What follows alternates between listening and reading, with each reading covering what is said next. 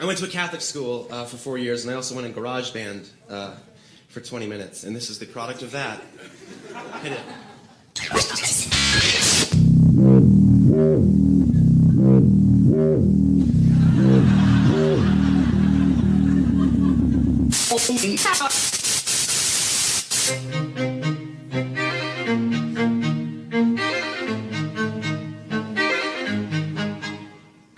All the seats at the Sunday masses filled with the masses, massive asses, classes pass as fast as molasses, ceremonial reading glasses, read a little bit of Leviticus. All the kids are a little too little for this, all the parents nod in agreement. I think I can vaguely see what he meant. It's too early in the morning glory to read another allegory story. The father reads a little bit farther, assuring the assured that they need not bother. When God, in verse 45, said that slaves are okay to buy, he meant that people all from the start each have slaves within their hearts, things that we have sold or bought and that are forced to pick our moral cotton. God calls us to set these free our hearts from slavery. And then as God goes on to explain the logistics of buying and selling slaves, the Bible's sort of like, it's like typos didn't...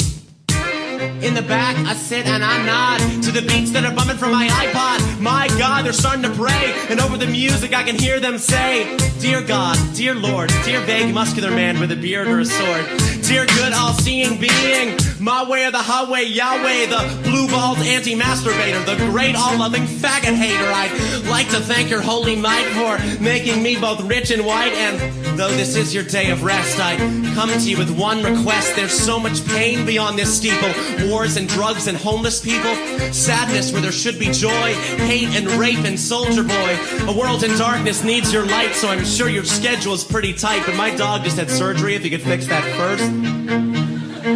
Jesus. Deborah, Messing's fingers in a holy place. Hail Mary, full of grace. Obama, could you pass some hope to the Pope? I know a couple dudes who want to elope. See, the church said nope, so the bros can't cope. The bros can grope, but the bros can't cope. They've been in love and they've been addicted. Who said they shouldn't? Been addicted. Cause in the holy land of the Lord, he's the holy landlord, and dicks are evicted. Cause you can be a Benedict if you've been a dick under Benedict, but you can't have Benedicts because there's only one Pope with only one dick. What? Yeah, a dick on a Pope is just like a soap on a rope, cause it's pointless unless in prison. Throw up your Bibles, Christ is risen. Hallelujah, now it's raining men because the gender ratio's 1 to 10. Winos at the Eucharist station, transgendered substantiation. Jesus wasn't the Messiah, get back, I'm a heretic and I'm on fire. It was Oedipus, those holy nights, the holy motherfucking Christ. And I'm a blasphemer, post-Katrina, cruising the marina on a crusade to cruise AIDS and blasphemer. You're too late, we're fucked, we don't need you. Amen. In the name of the Father, Son, and Holy Ghost, head, shoulders, knees, and toes, turn up your nose, strike that pose. Hey, Macarena. I have never heard that before. It's a good one. Nor had I. Bo Burnham rant. Nice. I'm not entirely sure I've ever heard of Bo Burnham. He's fucking amazing. Matt talks about him like every week when we do the pre-podcast. Yeah, he's got a bunch of other stuff that we're about to automatically play here. Yeah. I turned the volume down. Okay. Dan's probably not paying attention. I better turn the volume down. I try to do that little fade out and make it sound professional-ish. Sucker. Oh, yeah. You know how professional we are. Oh, yeah. Mm-hmm. We just figured out how to Skype. It was badass, right? Yeah, so we've been sitting here for 15, 20 minutes. Oh, yeah. Figuring it out, and I'm like, it works. So then we took phone calls in the hallway on Google Hangout and Skyped. So now we can take your calls from internationally. Yes. Internationally. We can have guests who are not here in the podcast room, studio, bedroom here in the basement. Awesome. Yeah. They'll miss the awesome artwork, though. That's right. Then we'll see Matt's drawings or the poster or Mr. Sagan. We can text him. Peace be unto you, brother. I mean, then they could probably... They can keep the illusions that we actually are like attractive-looking men that sit here and podcast like every radio personality I don't think anybody has that. No. Yeah, I didn't either. You guys sound sexy. But you know, that's true. Haven't you ever heard a guy on the radio as you're growing up, then you actually meet the person, you're like, whoa, You are so not what I thought you looked like. Yeah, that happened Yes. to me, except for with Doug Fabrizio. Yeah? When I saw him, I was like, yeah, totally. Oh yeah, really? He's When a I saw him, good-looking guy. oh yeah, he's totally a good That's looking what I guy, mean. but not at all like what I pictured in my mind. Oh, I thought Brian was talking about radio voices. Oh, yeah. Yeah. Like Bill Allred. Yeah, yeah. Well, but Yeah. so when I had heard Doug Fabrizio, I don't know. I guess I pictured like some 6'5" Roman god. I don't know. Okay. But no, he's definitely a good looking dude. So welcome to the Godless Rebelution, everybody. I'm Dan. Welcome back for another exciting week, and Matt is back again. I'm back. Yay! I missed you guys. We missed you I know so you much. I listened to the show. It was good. Yeah. Yeah, last week went phenomenally. Yeah, Thank you. Zach was good. Yeah, it was fun. I still love that line about the was it Carol's? Or Kathy's cake. conundrum. No, god damn, what was it? It was 3 Ks and it was really good. He did it much more smoothly than that. Yeah. Like, it was the timing on it, too, because he said it, and he's like, it's all spelled with And Ks. it's all spelled with Ks. Yeah. You're like, That was brilliant. Yeah, I fucking chuckled about that for a few days. Yeah. That was very, very funny. So what's this link you got here for the Jimmy Kimmel? we can play that anytime during the show for a little bit of soundbite, but I don't know why it hyperlinked Jimmy Kimmel show and not the actual YouTube link. It didn't even hyperlink it, it just underlined it. Yeah, I wonder if, because I think I might have hit enter off of your hyperlink, Ah. so it automatically thought, oh, you're one of those things too. Yeah, you got to do a harder turn. I blame your iPhone. Yeah, it's Safari. It doesn't do it. Goddamn Safari. I even erased Jimmy Kimmel thing like 5 times, then retyped it, and it kept doing it. See, it's doing it to you too. Oh, it's because of the format of the text there. Oh, Sweet podcasting. yeah. But I do have a news article if you guys want to hit that real quick. Sure. we do that Do we? I sometimes. didn't know if it changed since I'd been gone. A lot has happened. In the whole week that you were not here. Yes. Creflo Dollar. What a nice guy. He's hoping for a few folks to help bless him. The minister, known for being a prosperity preacher at his Atlanta area World Changers Church International, is seeking 200,000 people committed to sow $300 or more to help achieve his goal to purchase a G650 airplane. He didn't want a G20? Creflo dollar bill, y'all. The figures were presented Friday in a nearly 6-minute video on the Creflo Dollar Ministries website and total more than $60 million needed to buy the Gulfstream G650, which goes for a reported $65 million. The project is not limited to member donations, of course, as the site states that, quote, we are asking members, partners, and supporters of this ministry to assist us in acquiring a Gulfstream G650. You could take all your monies. Yeah, they're pros at that. The request goes on to detail that the luxury jet will transport both pastors Creflo and Taffy Dollar. And I just want to take a second to let those names sink in for a second. Creflo And Taffy Dollar. And all I could think about when I was reading this was that they sound like the Munchkin managers at Willy Wonka's Chocolate Factory. I was going to say, these were probably 2, like, one-time, like, rapping drug dealers who were like, yo, man, you know we can make more money? We just go fucking have people give it to us at a fucking church. Right. We don't need to sell no fucking drugs. They just give the shit to us. They are selling drugs, though, be it to the masses. Yeah. We have another Gulfstream for you. Cadillacs. Because he already has one, right? Doesn't he already have a fucking jet and he just wants a new one? Well, so, his goal is to get a new jet so that his church can be global, to help them spread the gospel. Yeah. No. You can't do that in anything other than a fucking Gulfstream. Yeah, not only that, it's just another religious tax loophole. Yeah. Oh, yeah. Blah, blah, blah. I'd love to see what his house looks like. Yeah, Then he'd really be a flying turd. So he talks about incidents involving his current jet, which has been in service for more than 3 decades. The cup holders are stained. Yeah. He says that the right engine went out and en route to Australia. He didn't pray hard enough. But the plane was able to safely land at its destination thanks to the experience of the pilot and crew During another trip, mechanical failure caused the jet to skid off a runway in London while Taffy Dollar and their 3 daughters were aboard. I just can't take that name seriously. Maybe Jesus don't want him flying. These are all things that are completely unfixable, too. Yeah. Dollar attributed his family's safe arrival to a grace working on that airplane that brought my girls back home to me. You understand what I'm saying? He said to thunderous applause.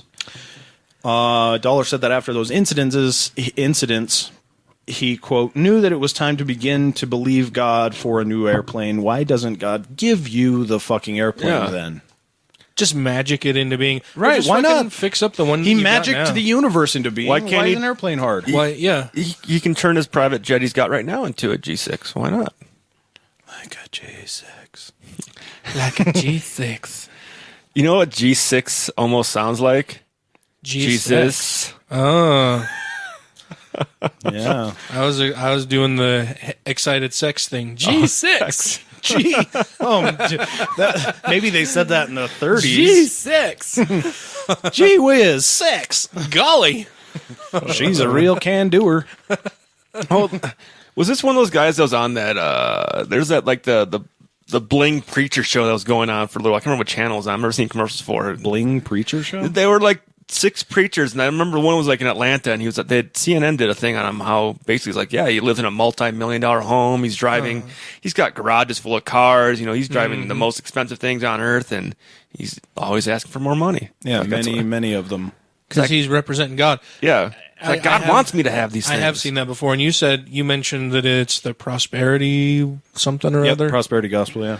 And is that just the name of his church, or is that it's almost like a genre of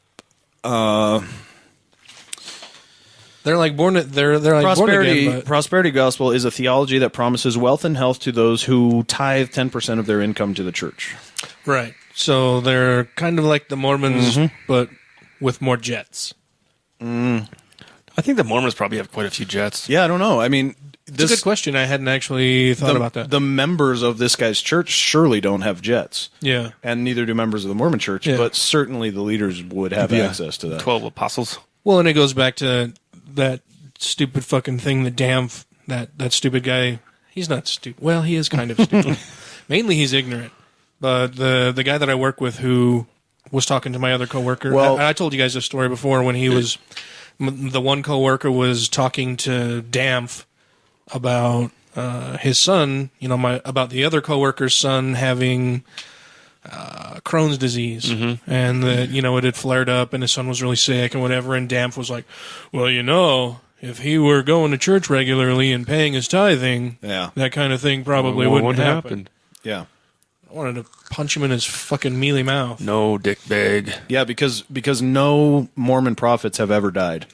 And then, of course, Damf's wife was diagnosed with breast cancer a month later. Right. So I don't know. I guess Damf isn't paying his tithing, or she's not going to church often enough. I don't know. But also you said he's not stupid, he's just ignorant, and I just want to say, and this leads into our main theme of the show, ignorance is absolutely no fucking excuse this day and age. I mean, with Google and everything else, there's no reason why you should be ignorant on shit like that. I would say it's not a good excuse. I mean, you can use it as an excuse, right? Like, because you can be you can have no motivation to find other answers, right?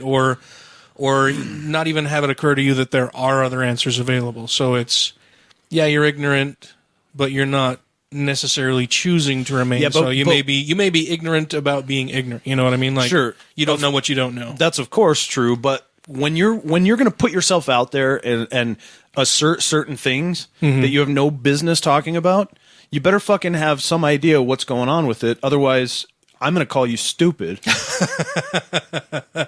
You don't get to plead ignorance once you've thrown that on the table. No. Unless you want to stand back and say, you know what, this is what I think about it, but I don't really know anything about it. Okay, fine, you're ignorant. Sure, then you've covered yourself. So how much of it is ignorance and how much of it is too much misinformation out there?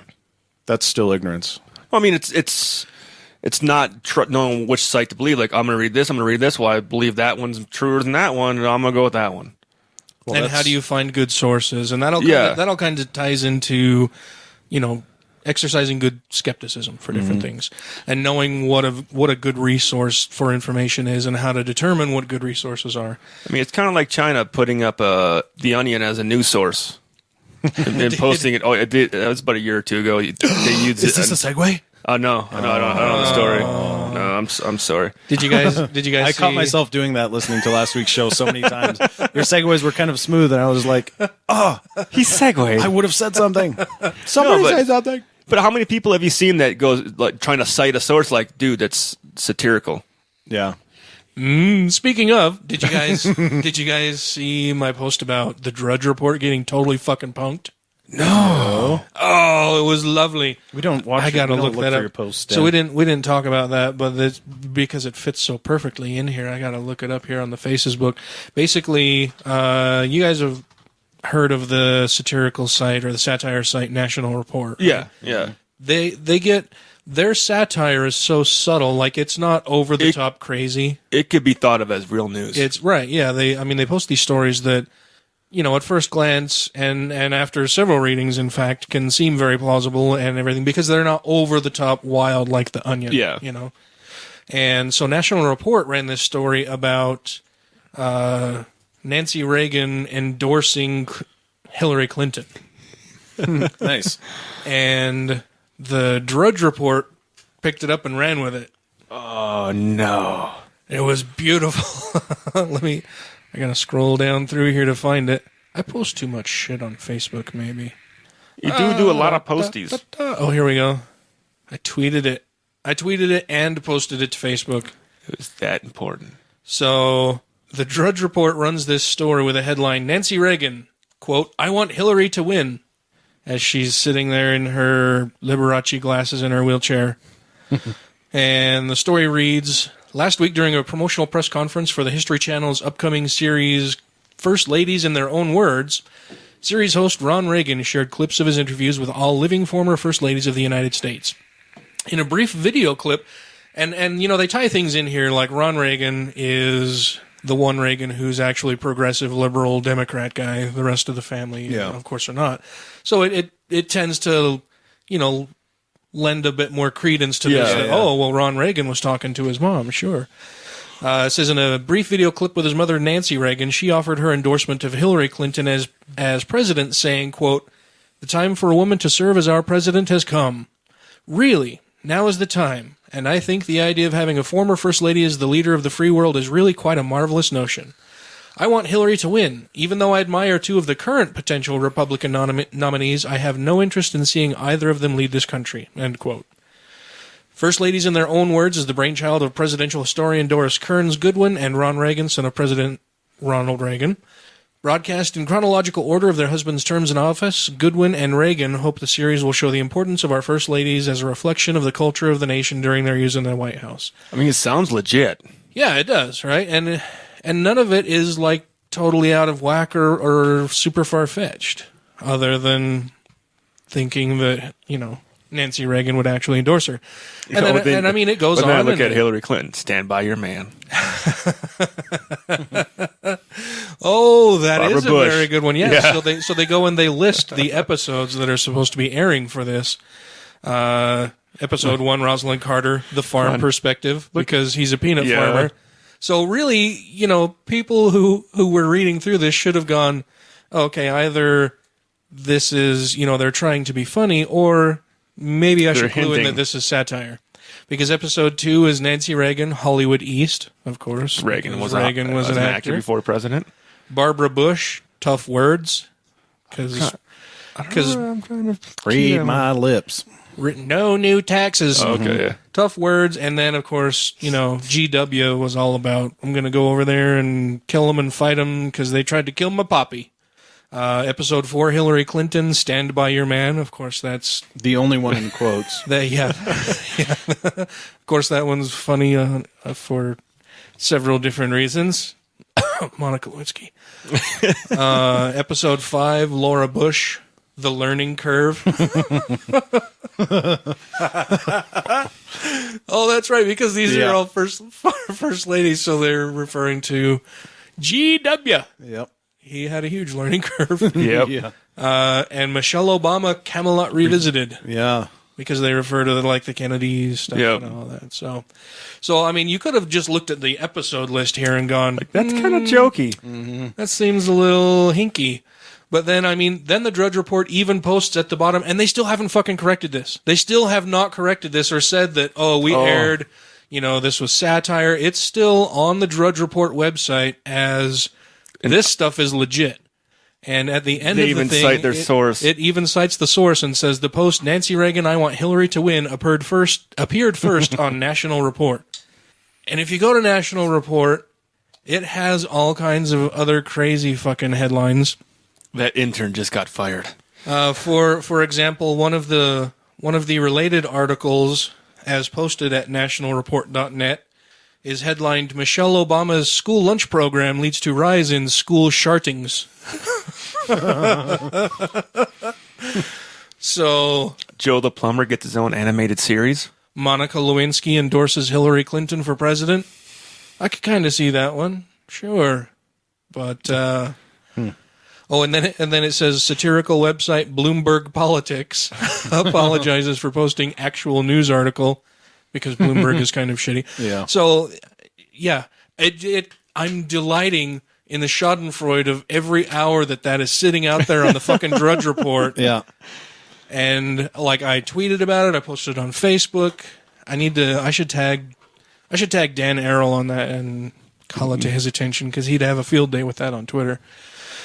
But yeah, I just thought that was fucking hilarious. The Drudge Report was punked. When did they originally post that? I think it had to have been a while ago. 15th. No, that's the news ticker for today. Fucking really? It doesn't say when it was posted. Matt has a weak bladder tonight. Gotta go take It's only been 20 minutes. I know, what the fuck? So yeah, I delighted in that. I thought that was very, very funny, and yeah, it just puts a smile on my face to know that the Drudge Report still, as of 8:31 p.m. on April 15th, has this story up as a legit story. Yeah, they fucked up. I love it. Love, love, love, love, love, love, love, love, love. So. We had Zach on here last week. He was a funny guy. We mentioned this before. Yeah. How did he enjoy being on the show? He enjoyed it so much, he might have to do his own podcast now. Oh, yeah? He put out there that he, on Facebook, about doing his own thing where he talks about stuff he's just pissed off at. And everybody on Facebook responded so positively to it. Now he's like, oh, fuck, now I got to do it. I kind of got to do it. So that would be the whole gist of the show is things that make Zach angry? Yes. Awesome. I was trying to look up real quick what he was going to name the show because I still have it. I had messaged him on the phone, and I'm just trying to say words while my phone searches for the post. I can say words, too, while your phone is searching for All right. the post. Can you say words, Matt? Words? Words. Oh, he wants to call it Me Gusta. Me gusta. I use that term a lot. Mm-hmm. Me gusta. Oh, it's going to be called No Me Gusta. And then, yeah, no me gusta. So that's his Facebook reads, I want to start a podcast called No Me Gusta, where I just spend an hour talking about things I don't like every week. I know, it sounds a little negative and maybe even depressing, but I think it'd be very cathartic. Maybe I end up each episode with something like The Daily Show's Moment of Zen, which I would do something, of course, called Me Gusta. Me gusta. Yeah, he was a good dude. Your brother seems very nice. Yeah, he's a good guy. You guys don't look all that similar, though. That's what I say, and everybody else is like, dude, you and your brother look a lot alike. I'm like, I don't, even if I grew a beard, I mean, we have similarities, but I don't think we look that much alike. Yeah, well, Matt asked me before you showed up if I'll you tell him guys- what I asked. If you guys look very similar. I'm like, after a little while looking at them both, you could pick out a little bit of similarity here and there, but not a whole lot. Like, I wouldn't see the two of you just out and about and go, oh, you guys are obviously brothers. Yeah. I was expecting more vocal similarities. You have a stronger accent than he does. You do. You don't have to think about it. But, I don't know. I'm trying to. well, geez, I don't know. Eh? Yeah. I mean, I just got some worms yesterday, but Well, they didn't say I had an accent. But Zach is also an English teacher Yes. and lives in Chicago, Right. Okay. where Utah I can see fostering more of an accent. Chicago I can't really see where. And he's lived East Coast, West Coast, Central Coast. Yeah. You've lived kind of more than just on the coasts, though. Me? Yeah. I lived in Wisconsin, Utah, Iraq, Afghanistan. I spent some time in Kyrgyzstan. All the stands. Yeah. I went to the stands. There's a lot of I'm all up stands. in the stands. You know, some people go to Florida for their summer vacation. I go to the stands. Yeah. I was going to pull up the tabs here for the things that I was doing on the computers. So, should we tell them what tonight's subject is? No, leave them in the dark. Okay. In the dark it is. No, yeah, I want to talk about GMOs So do I. Yeah. because It's been happening a lot lately. it comes up quite frequently. And the thing that I find very encouraging is that, when I first started looking into all of it, it was because I had this vaguely anti-GMO opinion of things. I did at first too. Vaguely. Vaguely. Was that all it was? Well, yeah, I would say because I didn't go out of my way to like visit Natural News or Merkala or any of the fucking Quackwatch, any of the sites that are listed on Quackwatch as being, dipshittery. Yeah. I didn't listen to the Food Babe, none of that bullshit. But I did see lots and lots of people that I know to be very intelligent people posting things that were kind of frightening. And I'd see pictures of Frankenfood Yeah. with apple with a face on it, or a piece of corn running down the road with tentacles or shit. I don't know. Just Or even the one with the corn. Like, here's organic corn, here's GMO corn. The GMO corn hadn't been touched. I'd seen someone else do the same exact thing. It's like, well, both pieces of corn got eaten up just the same. yeah. Yeah, well, that's actually one of the arguments that I hadn't thought of. So I earlier today had typed out all of these arguments and memes and ideas that people post all the time and talk about all the time to support their view that GMOs are a bad thing. And, a lot of the time I see people who will post something like, oh, well, I know this friend, or I have a friend who owns a farm, and he had this kind of corn planted, and then his neighbor had this kind of corn planted that was GMO, and all of the bugs were eating my friend's corn, and they weren't eating the GMO corn. Yep. And I'm like, well, that's What GMO kind corn of the is whole supposed to fucking do. point. Yeah. They're supposed to not want to eat the corn. That's part of the whole fucking deal. Yeah. What fallacy is it where it's bad because insects don't eat it? Would that be an appeal to nature? Well, the whole thing is a naturalistic fallacy Yeah. anyway, but Yeah. So, should we start with a definition? of GMO? sure. GM foods? So GMO stands for Genetically Modified Organism, which can be a whole bunch of things. But we're talking tonight about GMO foods and Right. crops in particular. Altering the genetic makeup, testing in a laboratory for desired qualities. Most common modification is to add one or turn on genes in a plant's genome. Less commonly, genes are removed or silenced.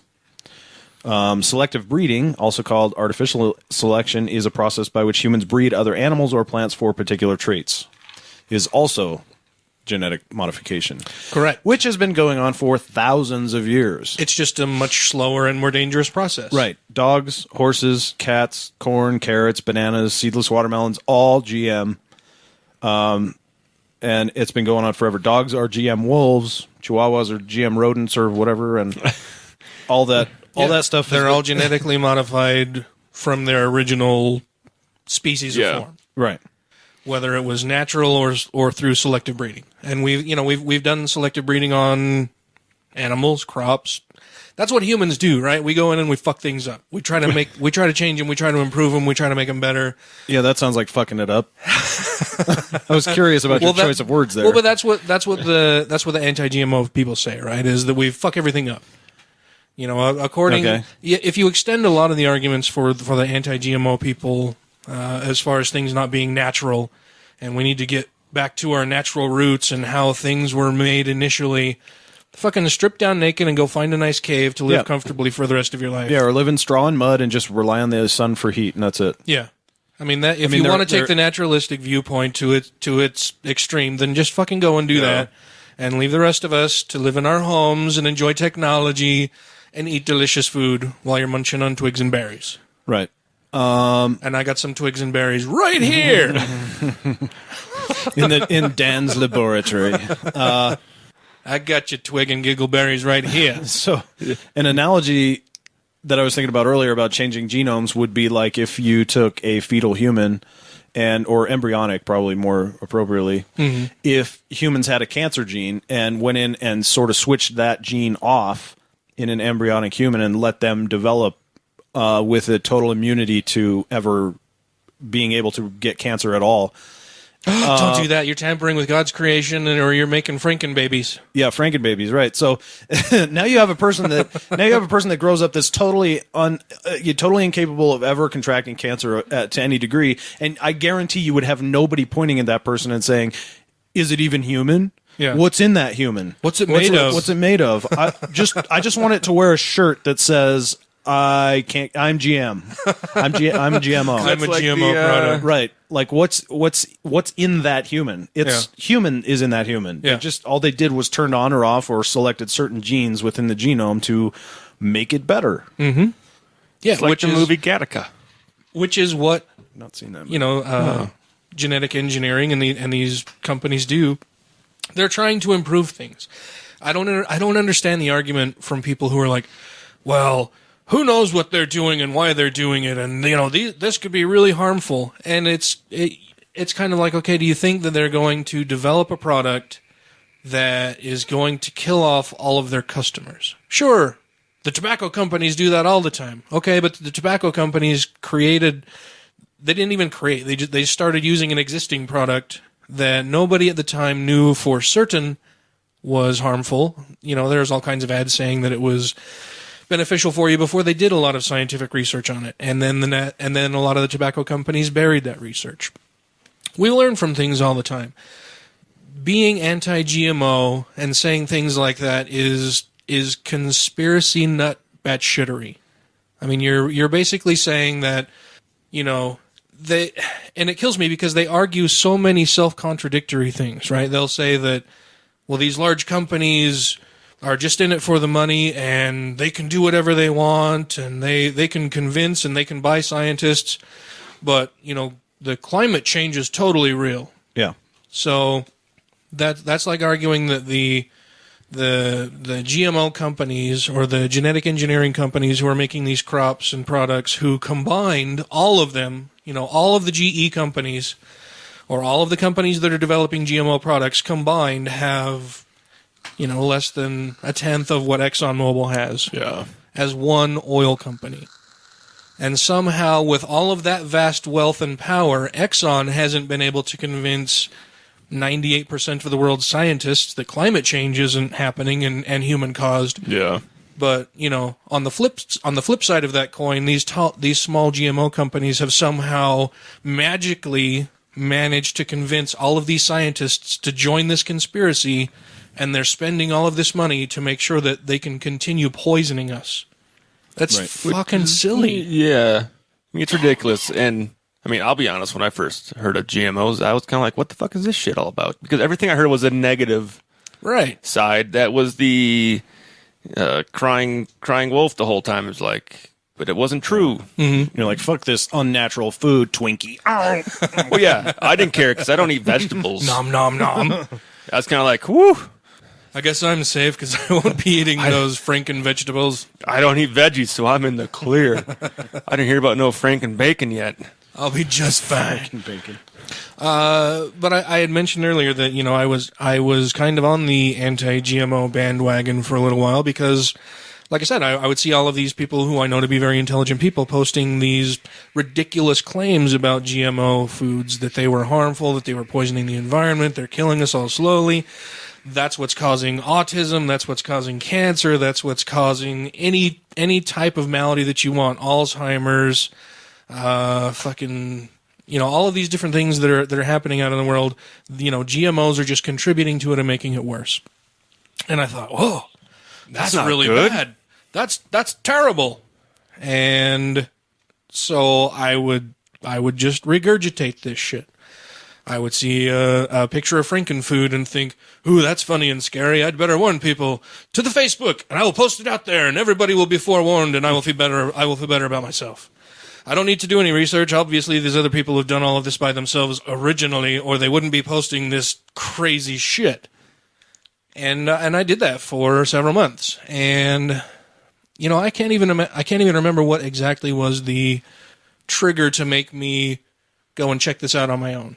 It might have just been one of those things where I thought, you know, I haven't really done any research on this by myself. Maybe it's not entirely correct.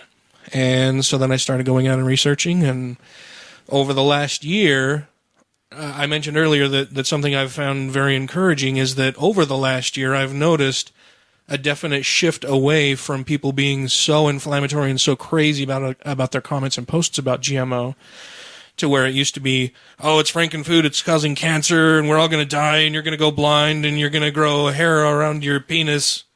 What? Nothing? Puberty? So, you'll get fat eyeball, you know, whatever weird fucking thing they were saying. I've noticed a definite shift away from that kind of stuff to more tempered and more nuanced arguments against it, but still a lot of bullshit arguments against it. Yeah. You know, I don't see very many people posting Frankenfood images anymore. I don't see many people saying that, you know, GMO food causes cancer in everything, or that if you eat GMO food, you're going to get autism. Or... Because they've made the claims and it hasn't been happening. Right. Well, and there's been a lot of people like myself who have done a whole fuck ton of research, and I mean that. I've spent hundreds and hundreds of hours of reading all kinds of shit about GMO. And from good resources, I've read actual scientific research papers and the evidence purported, you know, the evidence shown both for and against, and the arguments on both sides. And the arguments against GMOs are consistently lacking or just based on fucking bullshit. And so I've been very encouraged to see that, you know, people like myself are kind of pushing back against the flood of misinformation and dipshittery that's out there about GMO products. And I was never anti-GMO per se. The fact that I work for a division of Monsanto is not relevant. I'm just waiting for those shill books to start rolling in. Yeah, but because I just hadn't made up my mind without looking into it first. Right. You know what I mean? Because that's irresponsible. Yeah, well, and that's why I say I was vaguely anti-GMO, because I didn't really, but there's I hadn't really made up my mind necessarily. I was just regurgitating shit that I'd heard other people say. But there's a lot of people who aren't vaguely anti. Oh, right. That are extremely anti, and they haven't done anything to check out whether or not this stuff's true. Right. Or they have, and they've only visited one site, or they've only read one research paper. Yeah, by Alex Jones. But a Gallup poll from July found that 48% of respondents believe that GM foods pose a serious health hazard. Not just that they weren't equally as good as whatever other food they're talking about, but they pose a serious health hazard. And I wonder why like there's got to be some evidence to believe something, right? That's a positive statement. It poses a serious, but then it goes on to say that within the scientific community, the debate over the safety of GM foods is over. Just like evolution, just like vaccines, just like climate change, there is no debate in science about the safety of GM foods. Correct. The overwhelming conclusion is, in the words of the American Association for the Advancement of Science, that consuming foods containing ingredients derived from GM crops is no riskier than consuming the same foods containing ingredients from crop plants modified by conventional plant improvement techniques. Major scientific and governmental organizations agree. The U.S. National Academy of Sciences found that no adverse health effects attributed to genetic engineering have been documented in the human population. And a report issued by the European Commission made the same claim. The World Health Organization has concluded that GM foods are not likely nor have ever been shown to present risks for human health. Now, unless all of these groups are in collusion and in some massive conspiracy against the person that thinks that, that GM foods are bad, unless all of these groups are conspiring together to kill that one liberal. But I found a leaflet on this website called organicconsumers.org, in which it says, "A poison without borders. Farm workers are dying of chronic kidney diseases in Sri Lanka, India, Central America, where glyphosate, the key ingredient in Monsanto's Roundup, is used to dry out crops like sugarcane and control weeds in rice paddies and coconut plantations." Wait, back up. It's being used to do what? It says Monsanto is being used to dry out crops like sugarcane. So they're saying that glyphosate is being used to dry out crops. Yes. It also reads that cancer and birth defects are skyrocketing in the fumigated towns of South America, where glyphosate is sprayed on glyphosate is sprayed on vast plantations of Roundup Ready soy. You got hooked on the R's there. Roundup Ready Roy. Yes. Soy. Where are you reading this from? It's on organicconsumers.org. Oh, surprise. What's that voice? I'll bet they're listed on Quackwatch. It also says neurological diseases, including ADHD, Alzheimer's, autism, Parkinson's, are plaguing people in the U.S., where almost no organic foods or beverages have ingredients from Roundup Ready crops. Soy, corn, cotton, canola, sugar beets, and alfalfa, or from animals raised on them. In the U.S., we've seen an explosion of digestive problems and food allergies, from likely gut syndromes to fuck that name of the disease. Studies suggested these conditions are linked in part to the use of glyphosates to speed up the drying of wheat crops in order to harvest them faster. Well, what do you got to say about that, Matt? I would say that there are an awful lot of cases in which chemicals, and that name itself has a bad connotation, but I just mean in chemistry. Right, everything is chemistry. So there are chemicals. Everything. Yeah. So chemicals may be present, like.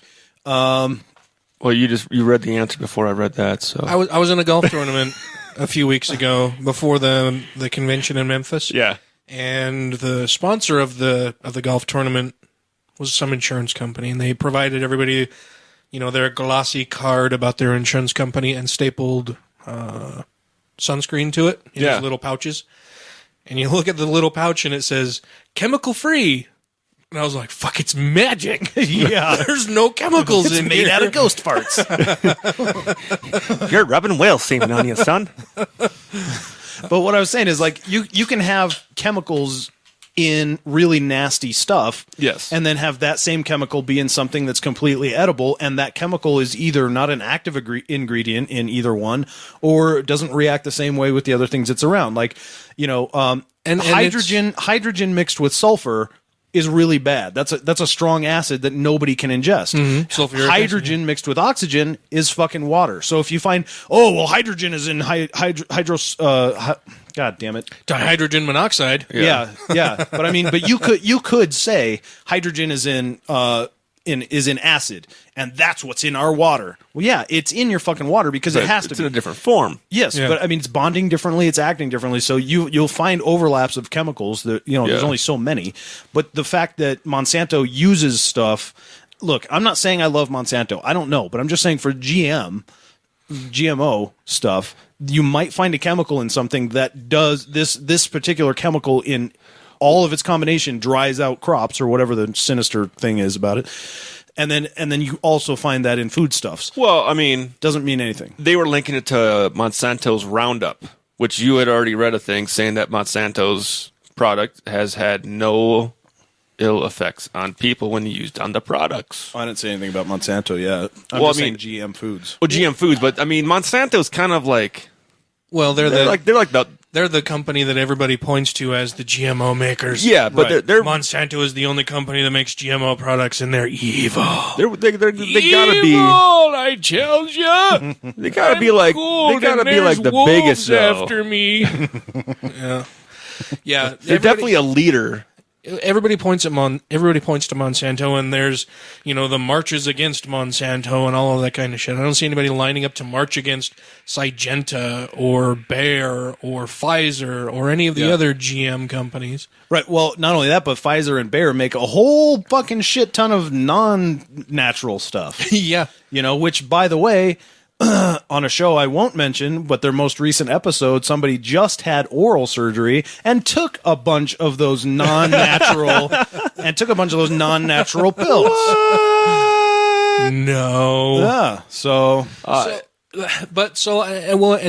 mentioned that everything is made of chemicals, right?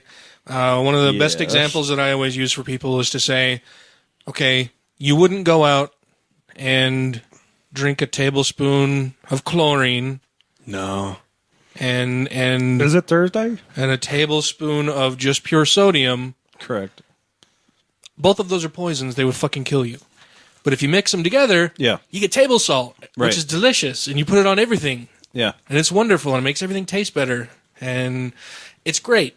But by themselves, those two chemicals are very fucking harmful. They're poisonous. They will fucking kill you. Yeah, this is why people who touch those things have PhDs in chemistry. Right. Because they don't want layperson liberals working with that shit. Because they Right. don't know what they're talking about. I'm not saying liberals don't. No. I'm a liberal. But I'm just saying that's the main... Like, you're not getting a lot of pushback from Republicans right now on this particular issue. And I think liberals are wrong on it. Yeah, they definitely are. It's it's weird. I mean, I understand.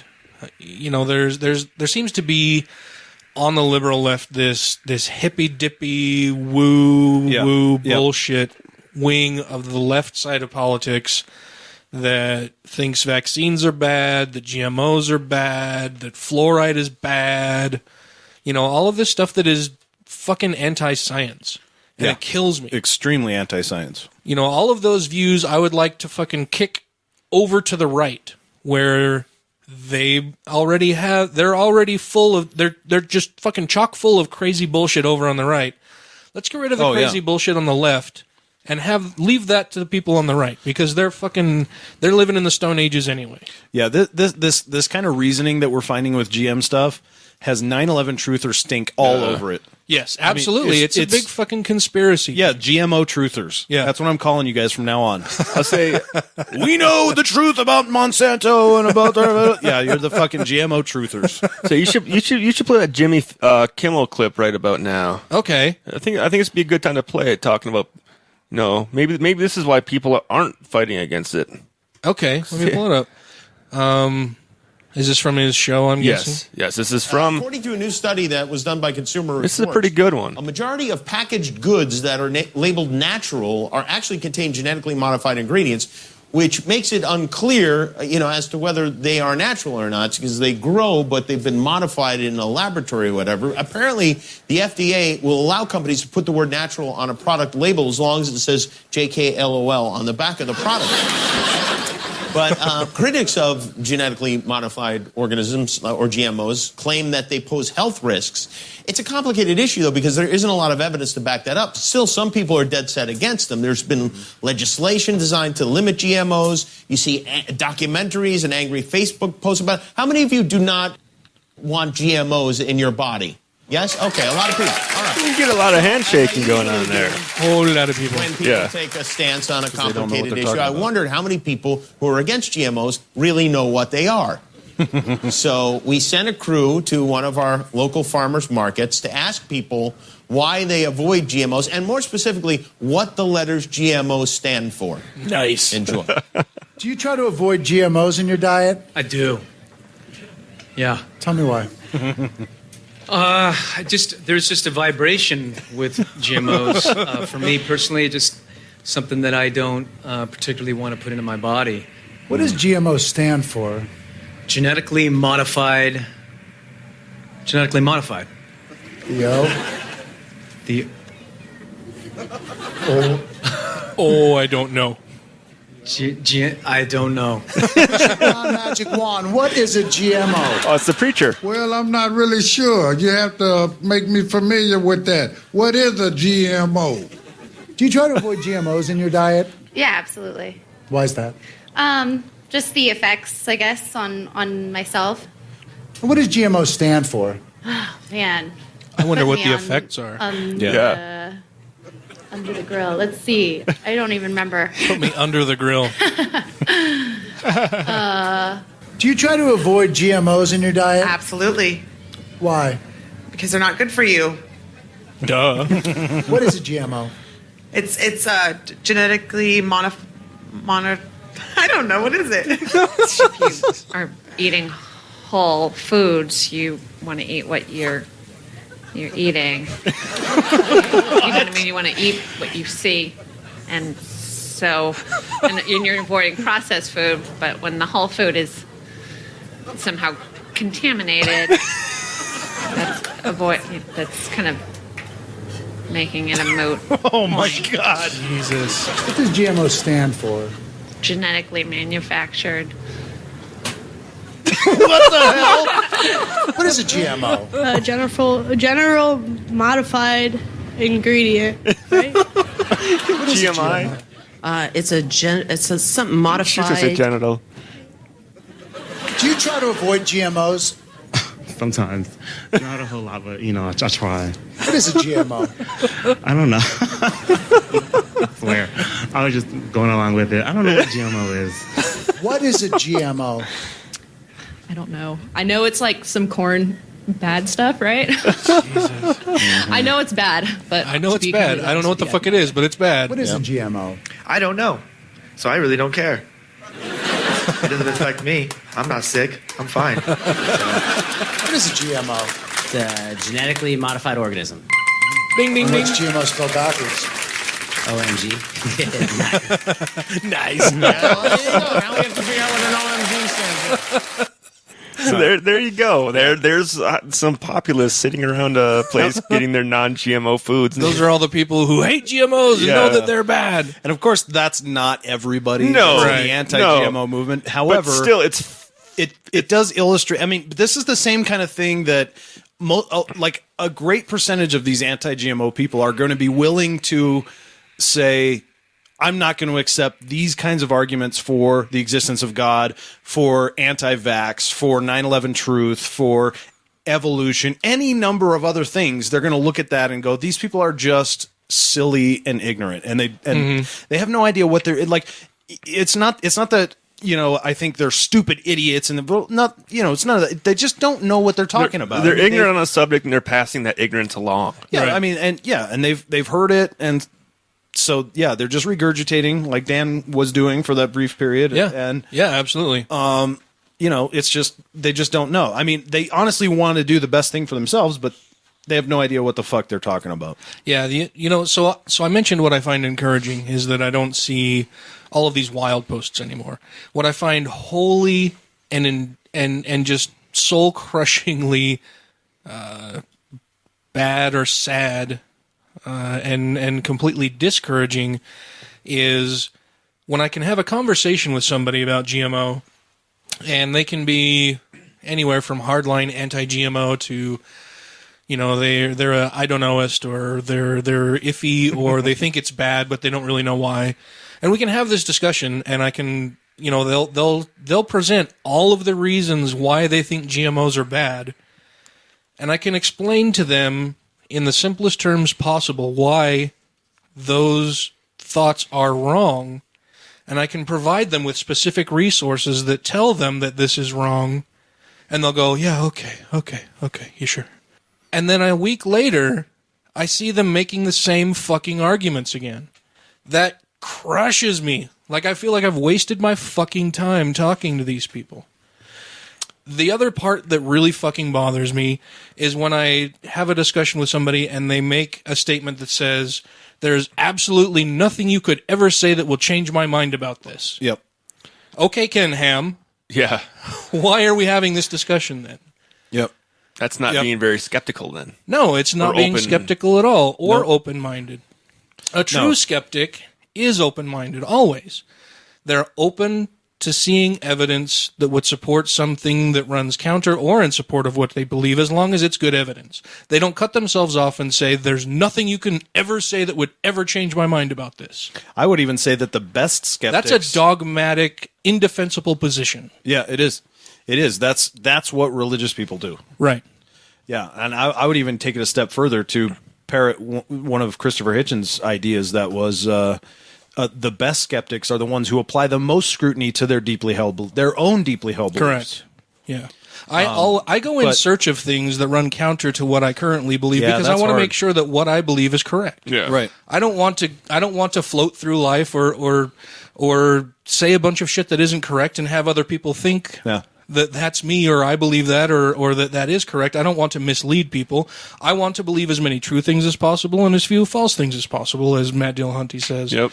You know, I don't want to believe false things. And so I go in search of counter arguments to the things that I believe to make sure that what I believe is correct. That's what someone does that cares about the truth. Right. I do. I care about the truth. Yeah, but the dogmatic approach is someone who cares about how it makes them feel. Right.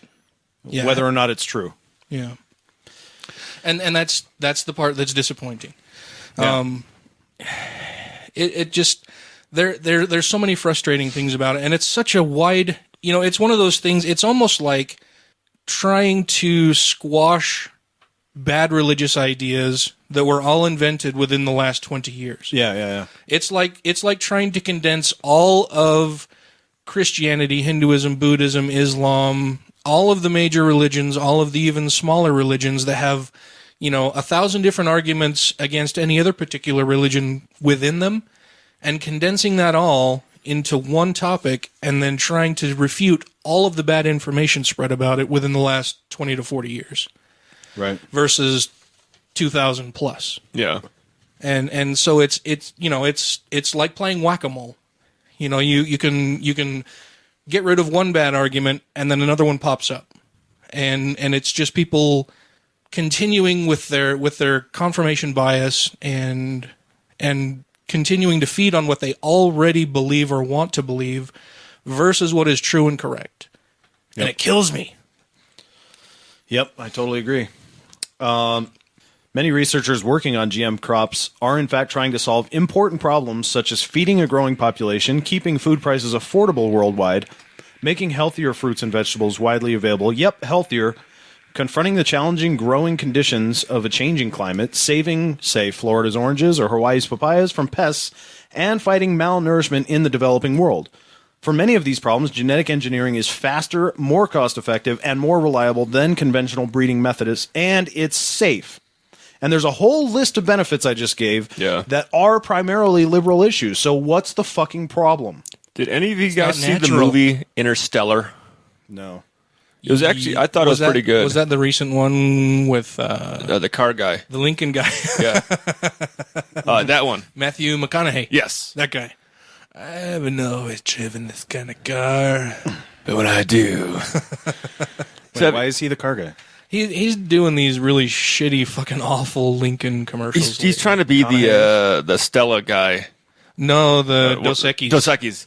He's the Dos Equis guy for automobiles, basically now. Just not as badass. And he's not interesting at all. Really? Well, anyways, in that movie, I was gonna say, does he stand up there and like, Lincoln wants me to take the shirt off? It's him. It's usually him driving around in his car, just by himself at night. Oh, okay. Down a road, only car on it, speaking these deepities aloud. So anyway, what do you do? Oh, so in the movie Interstellar, don't worry if you haven't seen it yet. This is not a deal breaker here. But a spoiler. Spoiler, yeah. There's a massive drought going on. Mm-hmm. So they're trying to have all these people farming foods, and foods keep dying and dying out and dying out. Like, hey, this will be the last beet harvest of the year. This is the last harvest of this ever because the crop is now gone. Well, Monsanto is designing foods to withstand droughts to use less water. Mm-hmm. So if they would have had Monsanto plants that were drought-resistant seeds, they could have lasted a lot fucking Or not longer. even specifically Monsanto. Yeah, I mean, it's there not even there that. are I a mean, lot of different. Yeah, I don't give a shit about them. There are a lot of I different guess companies. they're just who the are- first company that pops in my head every fucking Yeah. time I think of it. Well, like right, most 'cause people, that's the one the that big everybody name out points there. at, right? And I mean, they're doing great fucking work. They're doing a science, man. They're trying to develop even things. science. They're trying to develop crops that are more hardy, that can withstand the extreme climate changes that we see happening around us now. I mean, you know, Like 3 weeks California right now. 3 weeks ago, I got a sunburn while out golfing in my shorts. My legs are still peeling from it, and today we had fucking 6 to 8 inches of snow in Yeah. the valley. You know, It's been snowing for 2 days almost. we have these wild swings in climate, and it's not just happening here in Utah, it's happening all over the Yeah. fucking globe. So they're trying to develop these crops that will grow in way too much water, not enough water, that are just more hardy, that not only are more hardy, but can provide more nutrients for people, that provide better crop yields, that are less expensive Yeah. to maintain and 'Cause grow. wasn't there was a rice And I that thought are was better for our environment. That's Yeah. the other key thing that's that I the- wanted to talk yeah, about, too. we will. We'll get Okay. in. I have a whole rant because there about was that. there's a rice I thought that was invented where right now when people do Golden the rice rice. patties, yeah, Golden they gotta rice. flood those things with a lot of water and fill the whole area. Now they can just put just a little bit of water in, Yeah. and it does just fine. Well, and it's not just that; it's that it provides vitamin A and beta carotene. Yeah, more minerals, which delivers More vitamin A to people who, without this, go blind. They fucking die. People die from vitamin A deficiencies worldwide all the time. Tens of thousands of people die from this every fucking year. I'm not dead yet. Tens of thousands of Yeah. people die from this every year, and so they've made golden rice. And because of the fears surrounding GMO products, you know, you have these activist groups who are completely fucking ignorant of what they're doing and why, destroying scientific research where they're growing these crops to benefit humankind, and they're breaking barriers down and going out and wiping out entire fields of scientific research because of these unfounded and oft repeated shitty fucking fears about GMO products. Yep. Yeah, I was just going to say, you know, like, just to sum it up, that every single living organism that has undergone even a single step of evolution is GMO. Yes. Every single They've thing. all been genetically modified. Yeah. Every single thing from the very beginning, 4 billion years ago. Absolutely. To now, the very first bacteria that mated with another bacteria and gained any kind of properties or traits or anything DNA else. information. DNA, Yeah, was absolutely. genetically modified, and that's what we're talking about. It's not some wholly manufactured laboratory food. No, it's not at all. It's just changing some little thing in the genome to make it better suited for some certain environment where malnourished people live, that they can eat better. And Right, and the further we move along this path of genetic manipulation and engineering and genetically modified organisms, the better the science gets and the safer it gets. And people don't seem to fucking understand that. You know, in the past, when we would do selective breeding, we would take a plant that had a trait that we liked and try to cross it with another plant that was similar but had a different trait that we wanted. And so we'd try to crossbreed these and hope that it didn't pass on any of the traits that we didn't want. Right. Now we can go in and select individual genes and isolate say, them. this is what I want. This is what I want to pass on. And this is what I don't want. Right. Right. And you can be entirely selective. You don't have to worry about contamination or spreading these bad traits that you don't want. You can select specific traits and pass those on through genetic engineering into the crops that you want and create the desired product that you want. Right. And people have this concern, well, then they're just manipulating things and they don't know the long-term effects of it and what it's going to do. Yeah, we actually do, because we're still taking a gene from one thing, putting it in something else that we know that the gene that we just transferred doesn't fucking harm anything. Yeah, it's not a new gene. Right. They're not like I said, they're not manufacturing this out of nothing. These are already existing genomes. They're taking certain parts of them, or they're ignoring other parts of them. I mean, that's how you get beautifully fruity bananas with very small seeds. Right. Find that in the wild. Or no seeds. You know, or watermelon with no seeds. That's not a naturally viable product. And if the GMO crops were that bad, we would have tons of dead cattle everywhere because they've been feeding on this shit since the 1996, I think. No, here's the thing, though. We've been eating GM foods for 10,000 years. Well, no, but the actual lab-made ones, the actual lab-made foods where they go into the lab and they mix up the stuff inside of them. It's the same, dude. Well, but it is and it isn't. It's actually just getting more safe. It is, but the ones that are specifically talking about here, the engineered foods, the engineered crops. Cattle have been eating that since the 90s. Go on, Mr. Jones. Well, no, I'm just kidding. Well, no, cattle have been eating it since the 90s. If it was so bad, you'd be finding. If it was so harmful, you'd be finding dead cattle fucking everywhere. It's the thing is, it's not even the question of harm. I don't even know why that's a question. It's nonsense. Yeah. It's food. It's the same as food has ever been. There's nothing different about GM foods and any other food you find only that it's better. Yeah, I still won't eat my veggies. Yeah, GM or otherwise. Yeah, fuck them. So real quick, I wanted to read. People are often curious about the safety of GMO This foods. is fucking ridiculous. I wonder why I quit beer. Matt's got to go pee again. That's number 3. We've really been sitting here for an hour. So people often question the safety of GMO foods. I just wanted to read this real quick. Quote, currently available transgenic crops and foods derived from them have been judged safe to eat, and the methods used to test their safety have been deemed appropriate. These conclusions represent the consensus, not just one fucking body of science or one organization. It is a consensus of the scientific evidence surveyed by the ICSU in 2003, 12 fucking years ago. Yeah. And we're still having this argument. And they are consistent with the views of the World Health Organization, who published similar results in 2002. These foods have been assessed for increased risks to human health by several national regulatory authorities, inter alia Argentina, Brazil, Canada, China, the United Kingdom, and the United States, using their national food safety procedures from ICSU. To date, no verifiable untoward toxic or nutritionally deleterious effects resulting from the consumption of foods derived from genetically modified crops have been discovered anywhere in the world. Anywhere in the world. That's from the GM Science Review Panel.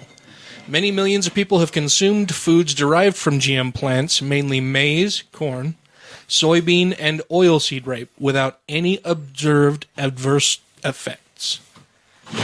There's no safety problems with these products. So what you're telling me is GMOs are okay.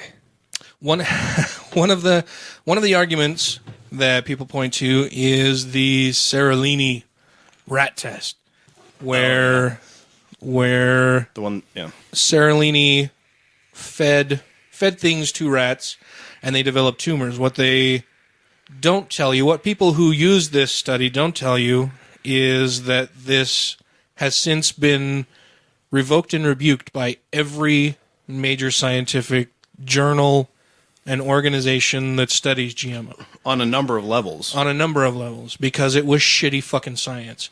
Seralini has an agenda. He is an organic dude. He's one of the holistic, homeopath, fucking all organic guys. And rats get tumors really easily. The rats he used specifically. Yeah. The like rats albino rats get them all the time. Well, the rats he used are prone to that. That's what they're known for. Hyper prone to cancer, yeah. And that study has been widely debunked, and people still use it. And that's actually one of the things that I love to argue against when they present that one, because that one is so easily just dismissed as, okay, apparently you haven't read anything since 2005. Right. I just wanted to go on to say that there are at least 42 publications extractable from the PubMed database that describe research reports of feeding studies from GM feed or food products derived from GM crops. The overwhelming majority of publications report that GM feed or food product produce no significant differences in the test animals. The two studies reporting negative results were published in 98 and 99, and no confirmation of these effects have been published since. Many studies have been published since 2002, and all have reported no negative impact of feeding GM feed to the test species. I just want to say again, why are people accepting this kind of evidence as overwhelming for things like evolution, vaccines, the material makeup of stars, Democrat presidents are better for the economy, so on, and even for God. But denying favorable evidence to accept beliefs is kind of a right-wing thing to do. And yeah, super right-wing thing to do. Not applying this, just totally discounting all of this kind of evidence is inconsistent and irrational. Absolutely, and there aren't very many rational arguments against GMO crops. Another one of the arguments that I hear all the time is that GMO crops result in a higher use of pesticides and herbicides. Nope. Which is absolutely fucking false. They're designed to not need herbicides and pesticides. Or not nearly as much. Yeah. And the products that they do use on the GM crops are much more safe than things that we've used in the past. Some of the points of creating these GMO products are that they're using specific genes from one plant who produces its own herbicide or its own pesticide naturally, and combining that with this other product so that they don't have to use as much herbicide and pesticide, if any at all, because the natural predators for these things, the bugs or the weeds that would get in there, are naturally repelled by the substance that the plant itself is creating. Yeah. And then people go, "Oh, so it's making these toxins by itself?" No. Well, yeah, it is. But the other thing to remember is that not all things are poisonous to all other things. Yeah. Right? Right. Like chocolate, for us humans, is Yes. fucking delicious. Oh, yeah. Love that shit. It's good for you. I wouldn't mind some chocolate brownies right now. Small amounts of chocolate are good for you. They improve your health in various different ways. Dark chocolate is good for you. Give that shit to your dog. He's dying. It'll make your dog really fucking sick. Yeah. Or any number of things like grapes, garlic, onions. Right. Dogs can't have any of that. Yeah, dogs can't have any of that. There's a difference between species. We don't all process everything the exact same fucking way. And so when people say, "Oh, well, they're putting these poisons into the food now, and then that's going to make us humans very, very sick because they're making these poisons in the food now, and it's going to make us sick, and we'll be sick." And the similarities between humans and dogs are much greater than they are between humans and plants or humans and insects. Correct. So even there. And those herbicides they're spraying on them were so good for us too, weren't they? Yeah, the herbicides of the past. Yeah. Fucking awesome. DDT, There's good a couple stuff. of DDT as a pesticide, you gotta love that. Not really, because it was bad. It was bad, okay? It'd fuck you up. DDT was bad, okay? It was very, very effective in controlling malaria and in killing mosquitoes. Not so good for humans. No. Well, it basically killed everything. Yeah. It's. I remember seeing videos of people walking around behind these mosquito fogger trucks. They were spraying DDT, and in the past it was like, "Oh, this is safe stuff. It's great," and kids running around behind it and everything. And yeah, they're dead. Yeah, now they're sick or dead. But which makes me wonder what they're spraying around on base. But that feeds into the notion of people today saying, "Oh, well, we've heard all of this. We've heard the same thing in the past. We've heard the same thing in the past," as if we don't ever fucking learn from any mistakes that we've ever made. That we don't do more rigorous testing on these things. That we don't do a whole lot more research to make sure that there are no deleterious effects. To be fair, they are used to dealing with Republicans who don't learn. They want to decommission all safety regulations and boards and stuff. Yeah. But we've learned. Our science has gotten better. Yeah, and I mean to try to compare the shit that you would see with DDT in the 50s and 60s to what we have today would be like trying to compare, just analog radio to digital downloads of music. I mean, it's completely fucking different. We've advanced so fucking much in that amount of time. And so you can't just point to that and say, "Oh, well, this is what we did in the past. That means that's what we're always going to do in the future." No, we've fucking learned from things. We've improved. The scientific process has improved. Back in the day, we didn't even know that there were some types of maladies or that there were some types of substances that would have deleterious effects. We know these things now. Yeah. I was just gonna further bolster what you guys were saying with more of this article, which is increases in crop management productivity can be made all along the line: tillage, water use, fertilization, weed and pest control, and harvesting. However, for the genetic improvement of food crops to continue at a pace sufficient to meet the needs of the 8.3 billion people projected to be on this planet at the end of the quarter century, both conventional technology and biotechnology are necessary. Transgenic varieties and hybrids of cotton, maize, and potatoes containing genes from Bacillus thuringiensis that effectively control a number of serious insect pests are now being successfully introduced commercially in the United States. The use of such varieties will greatly reduce the need for insecticides. Considerable progress has been made in the development of transgenic plants of cotton, maize, oilseed rape, soybeans, sugar beet, and wheat with tolerance to a number of herbicides. The development of these plants could lead to a reduction in overall herbicide use through more specific interventions and dosages. Not only will this development lower production costs, it also has important environmental advantages. So that's exactly what we were already talking about. But, I mean, the science is there to prove all of this stuff if you would just take a few minutes and look for it for yourselves. Yeah, absolutely. And you mentioned sugar beets. Yep. So that kind of brings me to another topic that I hear all the time that, well, I may not be against GMOs, but I want to fucking know if I'm eating them. Okay, so the problems with labeling GMOs are there are multiple layers of problems with this, right? So first, define GMO for me. Define what we should label as being a GMO product. Would that be anything and everything that has ever been genetically manipulated through natural selection? Are you talking about only natural selection? Are you talking about only gene gun genetic manipulation? Are you talking about specific gene selectors and crossbreeding of plants as this? Do you want to know everything that is ever derived from any of those products? What do you want on your label? Do you want to know all of the chemical compounds within anything and everything? The problem with the other major problem with saying that you want labels on GMO products is how do you distinguish between a GMO tomato and a tomato that you think is conventionally grown? As I said, first you would have to define what you think shouldn't be labeled as GMO.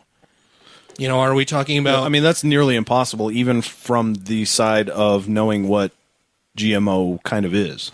Right. But then, for a truther, that's impossible. I mean, do you want me to go out and label every tomato as this is a tomato? Well, I mean, but if you get further away from just the plant, like you got your grocery store where you can buy a tomato, you can buy your corn, you can buy whatever. But when you got like a bag of potato chips, the corn that was used to make that potato chips was taken from farms all over this fucking country. Yeah. Different seeds, different herbicides on every single one of those fucking farms.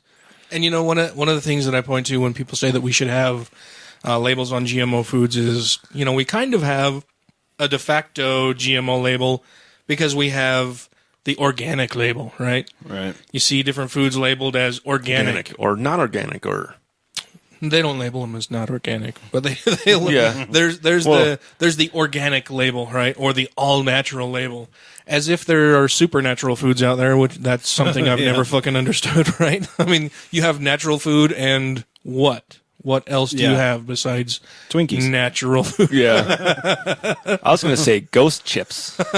So you have this label of organic. The thing that people don't seem to realize about this organic label is that doesn't spread equally across all crops across the globe, right? No. You can have USDA certified organic labels, which means that the source product and all of its component products were grown under some strict guidelines laid down by the USDA. Hopefully they were. Can you guarantee me that all of the manufacturers of all of the component products followed that perfectly to the letter? There are absolutely no. You're trusting. No herbicides or pesticides that are not on the approved list have snuck in there. They've tested every little bit of everything that goes in there, all of the component products, even if it's just one thing. Can you guarantee me that has had sufficient oversight from the USDA to make sure that there are no quote unquote inorganic items in there. So space rocks. But we have the USDA organic label, right? What many people don't fucking know is that most foods aren't labeled specifically USDA organic. They have this more umbrella label of just being organic foods, which when you take the time to do a little bit of research about this, you'll quickly find that imports from other countries don't have the same fucking guidelines that we have here in the United States. So something labeled as organic in fucking Uganda isn't the same as something grown organic here in the United States. Yep. So which organic label are you going to look at? Are you going to always make sure that you look at the USDA or make sure that it is a USDA official organic label? How are you going to do that? And how are you going to guarantee that everything in there has actually been inspected by the USDA to ensure compliance with all of the regulations around that? More important than how is why. Right. Yeah, why does it fucking matter? Like I said, people who say that they want to label things that are GMO, what label do you want on there? And one of the comments that I've seen is, well, I can go to the grocery store and I can look at my kids' cereal box and it lists the ingredients right there. Yeah, you know what the ingredients are? Corn, sugar. It doesn't tell you where the corn came from, where the sugar came from. What kind of pesticides might have been used on it. How difficult can it be? It tells me what the ingredients are. What kind of soil it was grown in. Right. Do you want it broken down to tell you what specific pesticides and herbicides were used on every individual component within there? Do you want to only know the individual components, or do you want to know the fucking chemical breakdown of every fucking thing in there? If you look at the chemical breakdown of a banana, there's fucking 50 compounds in there. Do you want to know every fucking chemical compound in there, or do you just want to know this banana was grown in the U.S. and the USDA hopefully followed and inspected everything around it? Well, the other thing, I mean, even if they did it's put fucking labels, ludicrous. Even if they did put labels on bananas, what's in your banana is a banana. It's a banana. Either way, whether it's GM or not, it's a banana, and it's the same. Yeah. They both have the same genome. One might have switches on that the other one doesn't. Who knows? Whatever. But it's the same genome. Yeah. This banana was grown in this country under these temperate conditions on this date with this pesticide and this herbicide.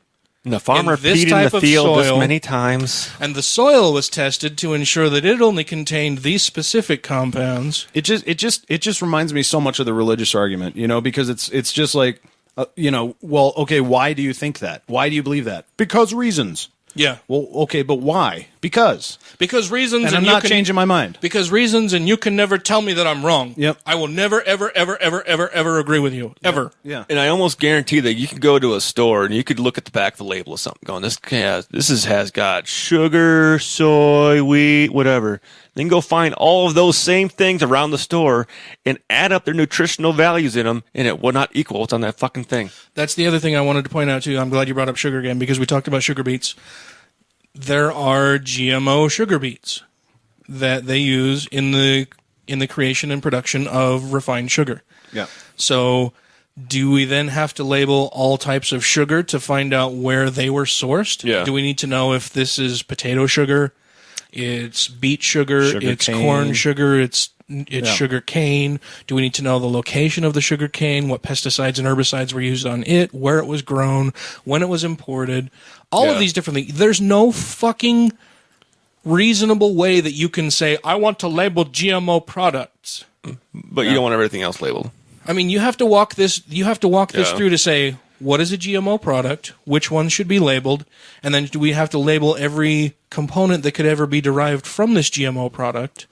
Well, the whole thing with labeling makes no sense to begin with. Not only because of the reasons you've just named, but because there are no negative health effects. Like, what's the problem? Yeah. What do you want to know? Well, that's exactly why they don't label them, because the USDA has already came out and said, well, when you test a GMO product against a non-GMO product, there's no fucking difference. Not just the USDA, but National Academy of Sciences, the World Health Organization. I mean, on and on. Well, and that's one of the arguments that I hear is that I want to know what's in my food, and these companies are lobbying against me knowing what's in my food. You know what's in your food? Food. Yeah, food. Yeah, Food is in your fucking food. The exact same stuff that's in the non-GMO, whatever. I just care that my tummy's happy, and my taste buds are happy, and that my butthole's happy. Don't eat really spicy food. Sometimes the butthole's not happy, but the mouth and tummy are real happy. You need to order Chipotle away. The labeling argument really bothers me, and it like I said, it bothers me on so many different levels because they can't.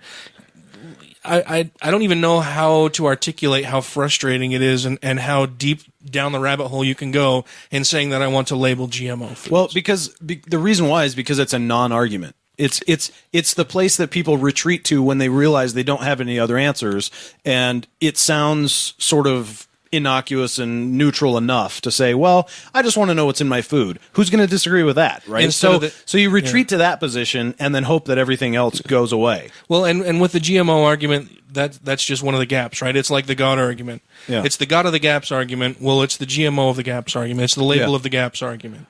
I was going to say it's like the teach the controversy. Right. Like it's exactly the same as that. Sorry, bro. No controversy here. Yeah, there is none. Then which controversy you talking about? Yeah. Well, and that's the other thing too, is that even when I say, okay, so, you know, I'll have a discussion with people back and forth, and they'll say, well, I don't really have a problem with GMO products per se, but I want to know what's in my food, bro. I want to know what's in my food. Food is in your food. What else do you need to know about it? That's why I like the guy in that Jimmy Kimmel thing. I don't know what GMOs are. I don't give a fuck. And then, like I said, they'll point to the ingredients label on something. They'll go, "Oh, how hard could it be?" They list the ingredients for all kinds of food that I buy. Yeah, but they list the ingredients. That's just it. They list corn, tomatoes, sugar. So there's only certain things they have to list. Do these people who are so adamant about labels, do they never eat out? Yeah, how concerned are they when they go to Arby's or even if you order a pizza? Yeah.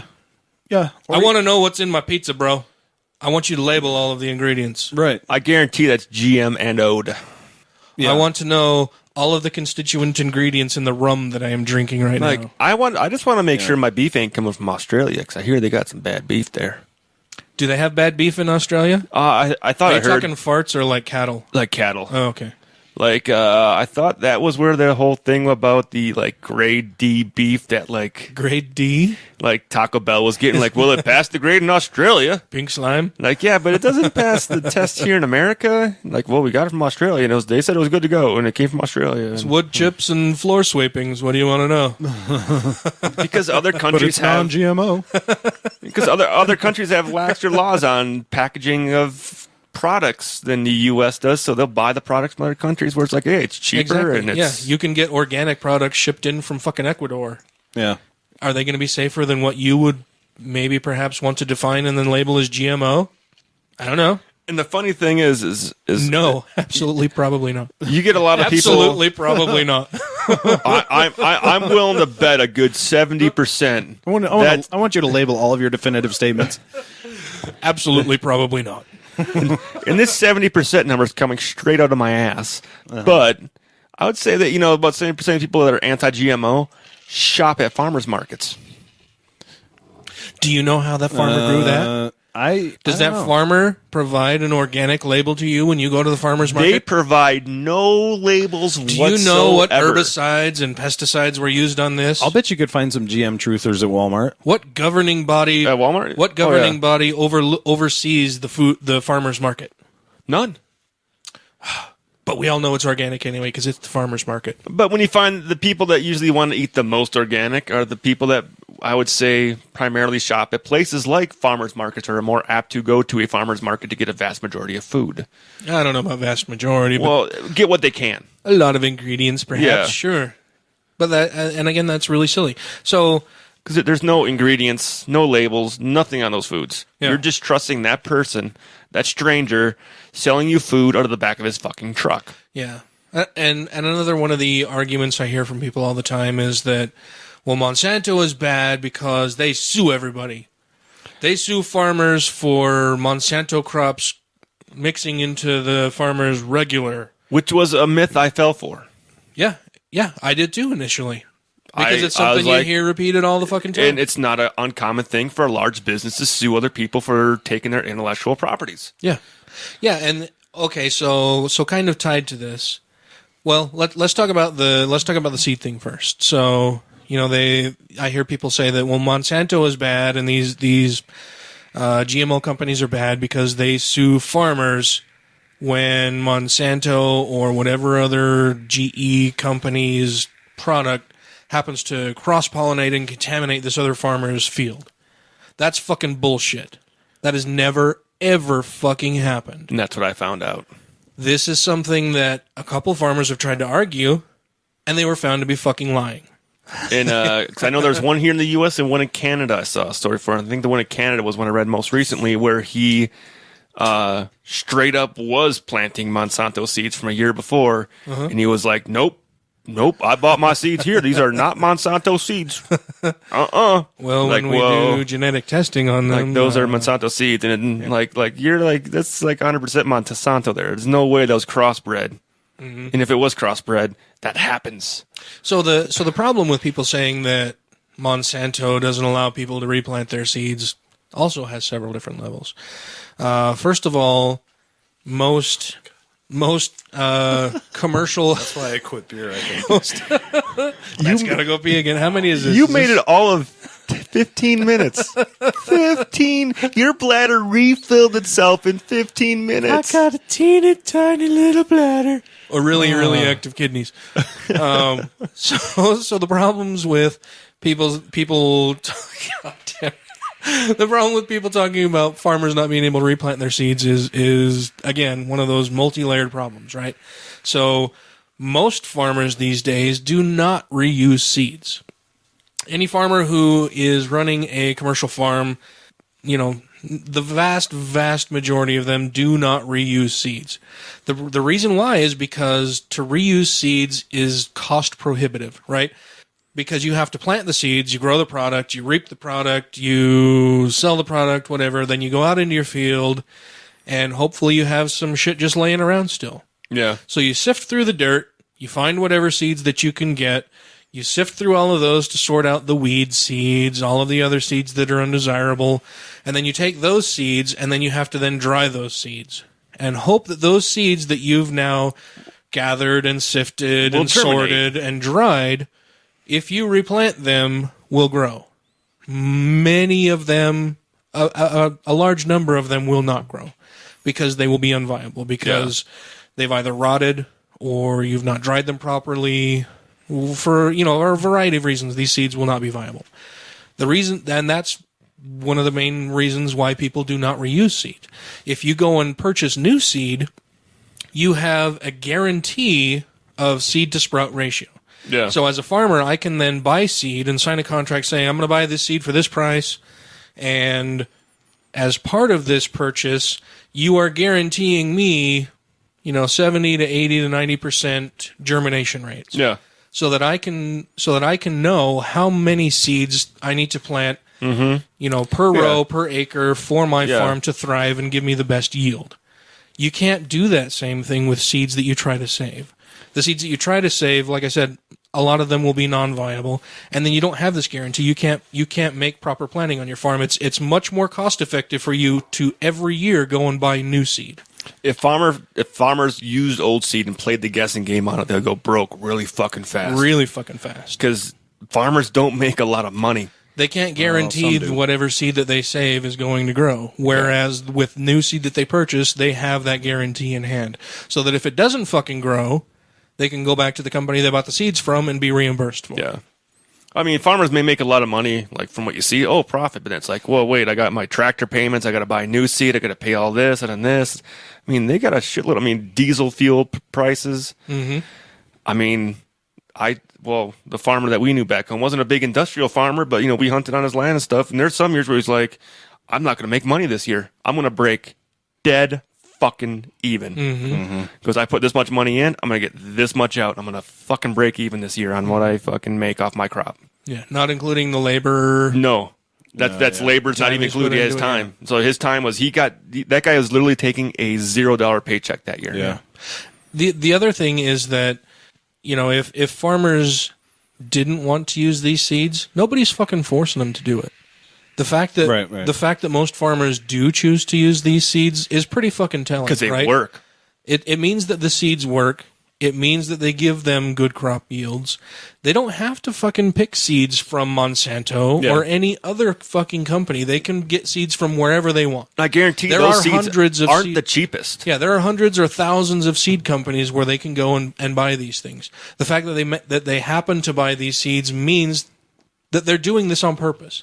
They're buying these seeds because they are good fucking seeds, and they know them to be good seeds. And I don't know if the companies that make the seeds are kind of like the flu vaccine. If they try and stay a step ahead every year, like, hey, this is the plant we got this year.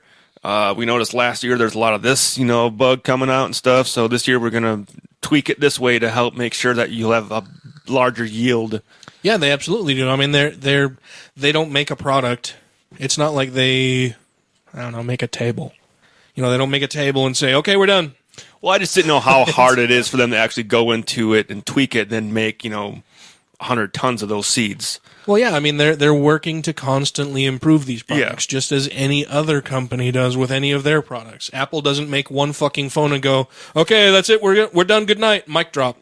Yeah.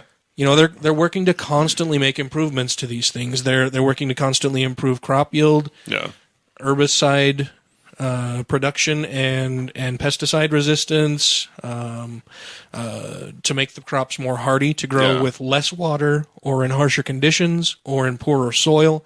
They're always working to improve these things. They do need to invent for the Midwest? Tornado-resistant crops. And homes. Yeah. Homes would probably be the first. Well, I'm just thinking like a slinky crop. Tornado comes by, it gets all sucked up in the air, swirls around, tornado leaves, it just goes right back to where it was. They need to invent... downstairs, the loner in pairs, makes a slinkity sound. Yeah, I mean, the slinky was invented by accident by Have you never heard the slinky song? No, I don't. Oh, Matt's shaking his head like he thinks I'm fucking crazy. No, you looked at me when you were done like maybe I was the next closest to your age and might get a spring, a marvelous thing. Everyone knows it's slinky, it's slinky, it's slinky. I want to actually say that song was a part of a competition. I'm old. The Slinky song was part of a competition? Yeah, it was part of a competition. Because you know how the Slinky was invented, don't you? No. Some crazy guy in the Navy was like... I don't believe you. Like, we need... Where is your evidence, sir? Label it. I want to label it. We need a spring that can, you can have really their high-tech equipment. They wanted to sit in on these springs, but the springs they had were really rigid, so they really did nothing. So you want to make a lighter spring that would be more compact, that would, if the ship was swaying... Would it make a slinkety sound? Well, that's what he invented. He invented the Slinky. Would it go downstairs alone or in pairs? It would go in pairs. Sometimes triplets. But what this dude found was, it was shit for keeping fucking electrical equipment on the fucking table. Yeah, I bet. But when he drops it off the table, it does a weird thing. What does it do? It slinks. In pairs. in non-GMO pairs. I don't see the benefit of having your tool fall off of the table followed by this long coil of metal falling on top of it. No, that's hence why it was sold as a toy. Yeah, that's why it was a failed Navy project. That's funny though. What does it do? It slinks. Yes, General, it slinks off the table. How does it hold up our equipment? It doesn't. It doesn't really. Well, we can sell it to kids and make millions. We can buy a new carrier. But yeah, that's the other argument they get is that these companies are trying to monopolize the world's food supply, right? That somehow Monsanto or these other companies are forcing farmers to buy their product. As long as you must buy from us. As long as you have a choice, it is not a monopoly. Ooh. So the other thing I wanted to say is about the Terminator seed. Have you guys heard about the Terminator seed? I've seen the movie. It's not a robot who follows you around and through time asks you where Sarah Connor is. Well, then I haven't. Oh. So the Terminator seed is a product that was developed, and basically it's encoded that it would only last one generation. Oh, yes. Okay. So it terminates. Right. It's the Terminator seed. So you could grow one season of the crop, and that's it. Boom. You're done. And so it tells all the other seeds, come with me if you want to live. Come with me if you want to live. I'll be back. No, I won't really. I'm dead now. That's a time travel seed. I won't be back. That's better, yeah. So the Terminator seed was developed to grow for one season and die. That's it. And the funny part of it is that it was developed in large part because of concerns from consumers who said, well, we don't want these products contaminating other crops. So can you make it so that your stuff that you grow won't go over and fuck up Farmer Joe's field if it happens to cross-pollinate or some seeds blow over or birds pick up little bits and shit them out onto the other guy's property? Can you make sure that this stuff won't grow in Farmer Smith's field?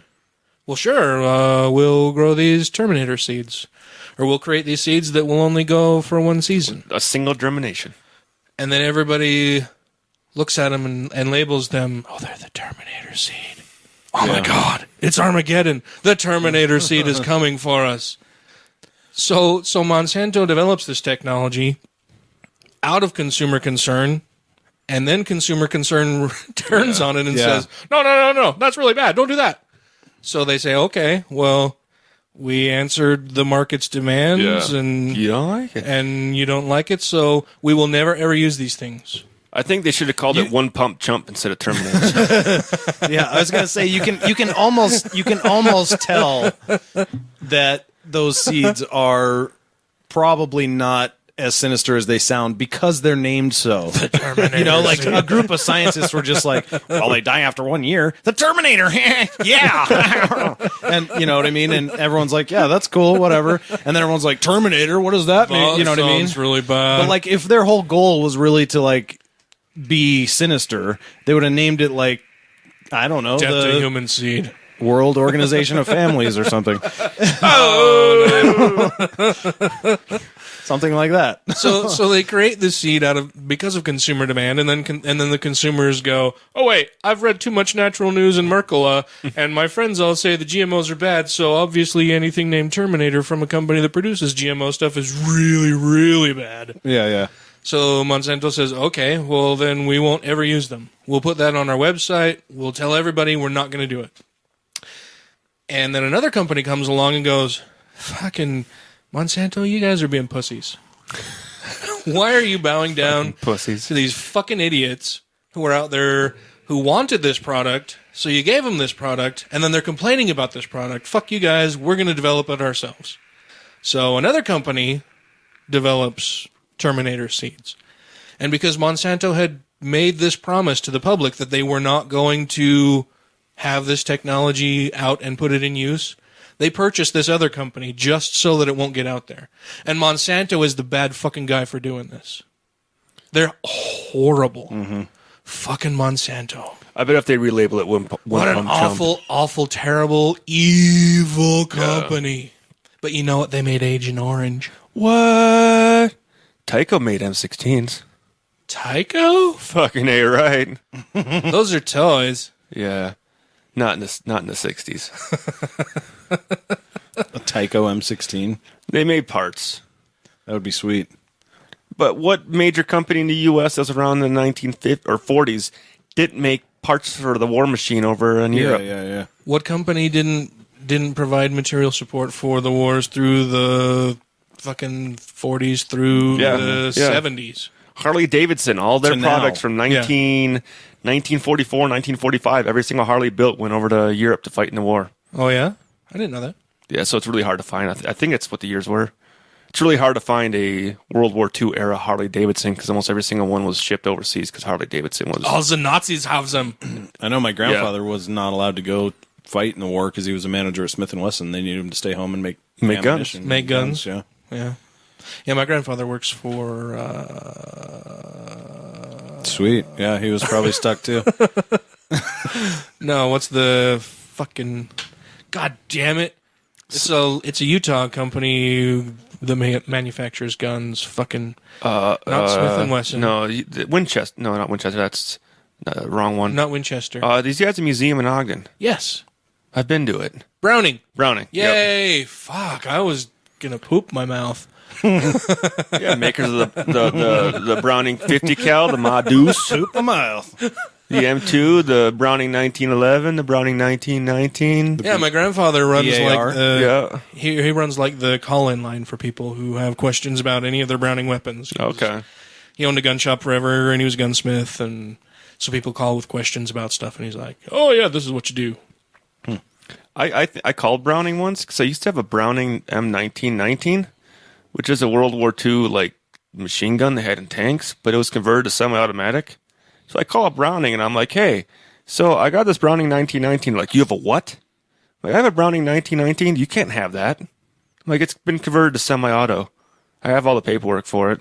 I just want to find out if it might have served it anymore or where it was been because it's an original Browning 1919. What is your address? Yeah, they're pretty much like, we're sending a Monsanto agent out promptly. Like, we don't think you're supposed to have that. I'm like, I have all the ATF paperwork on it. It's been converted. We've contacted the federal authorities, and we're now tracing this call. Could you just hold on the line for another 20 seconds, sir? It was a fun gun, just not very practical because the thing weighed 30 pounds. Oh, Jesus. And it had to be mounted on a tripod to shoot it. Yeah. And it was belt fed. Why the fuck would you have one? Because it was just cool. Because it's cool. Because it was cool. It's like I got a World War II machine gun. I can shoot it. That time that I almost got arrested out at the Golden Spike Park, the cops, because we had a couple AK-47s, and the cops were like, "So, which one of you owns the AK-47s?" And two of the guys that I was with are like, "Oh, one's mine, that one's mine." He's like, "Well, you're not supposed to have these fully automatic AK-47s." Like, that's why they're not. And we were all like, "What the fuck are you talking about?" Yeah. Okay, I was just testing you guys. Because these are really easy to modify. I just wanted to make sure. Yeah, you can Google that one pretty easily. Yeah. Well, you can just look at how it works and go, "Oh, that's what you got to do." Yeah. Yeah, he was just trying to test us to see if we'd go, "Oh, we didn't know." No, they weren't fucking fully automatic, dude. Trying to make you incriminate yourself. Right. Yeah. Cops do that all the time, right? Yeah, that's their whole thing. Yeah. Yeah, they try to get you to incriminate yourself. Yeah, incriminate yourself, admit guilt. And they haul you off. There was another thing I was going to say about the whole genetically modified stuffs. Oh, so we've been talking about Monsanto because they are the company that everybody points Everybody their finger knows at. Monsanto. And everybody says, Monsanto was evil because of bleh, and because of bleh, and because of, I don't fucking know, but everybody says Monsanto is bad, so obviously they are. The biggest argument that I hear against Monsanto is that they created Agent Orange. They were manufacturing Agent Orange. People died from that. I know people who died from that. Okay. Are you also really, really, really upset with the other 15 companies that manufactured Agent Orange? Yeah. I don't see any million-man march against Bayer or Pfizer. Yep. Or any of these other companies who manufactured Agent Orange. And the Monsanto of today is not the same Monsanto that manufactured this shit. Monsanto has gone through several acquisitions of other companies, spin-offs of different subdivisions. The Monsanto of today is not the fucking same Monsanto that manufactured Agent Orange. So if you have a problem with the Monsanto of old who manufactured Agent Orange, I believe that the company you should actually be upset with right now is named, and I could be wrong because there have been so many, I believe that it's Pharmacia. U.S. government. Pharmacia or Pharmacia is the name of the company. And I could be wrong because there have been so many spin-offs. I'd have to double check that. But that to me is a non-starter argument because it's fucking bullshit. You can complain about Monsanto of old making Agent Orange and it was really bad. They were under fucking government federal contract to do this. The government contracted with these companies and made them create these chemicals to help with the war effort. And I don't see you complaining about any of the other fucking companies that did this. You're targeting one fucking company because that's all you fucking care to know about. Well, at best.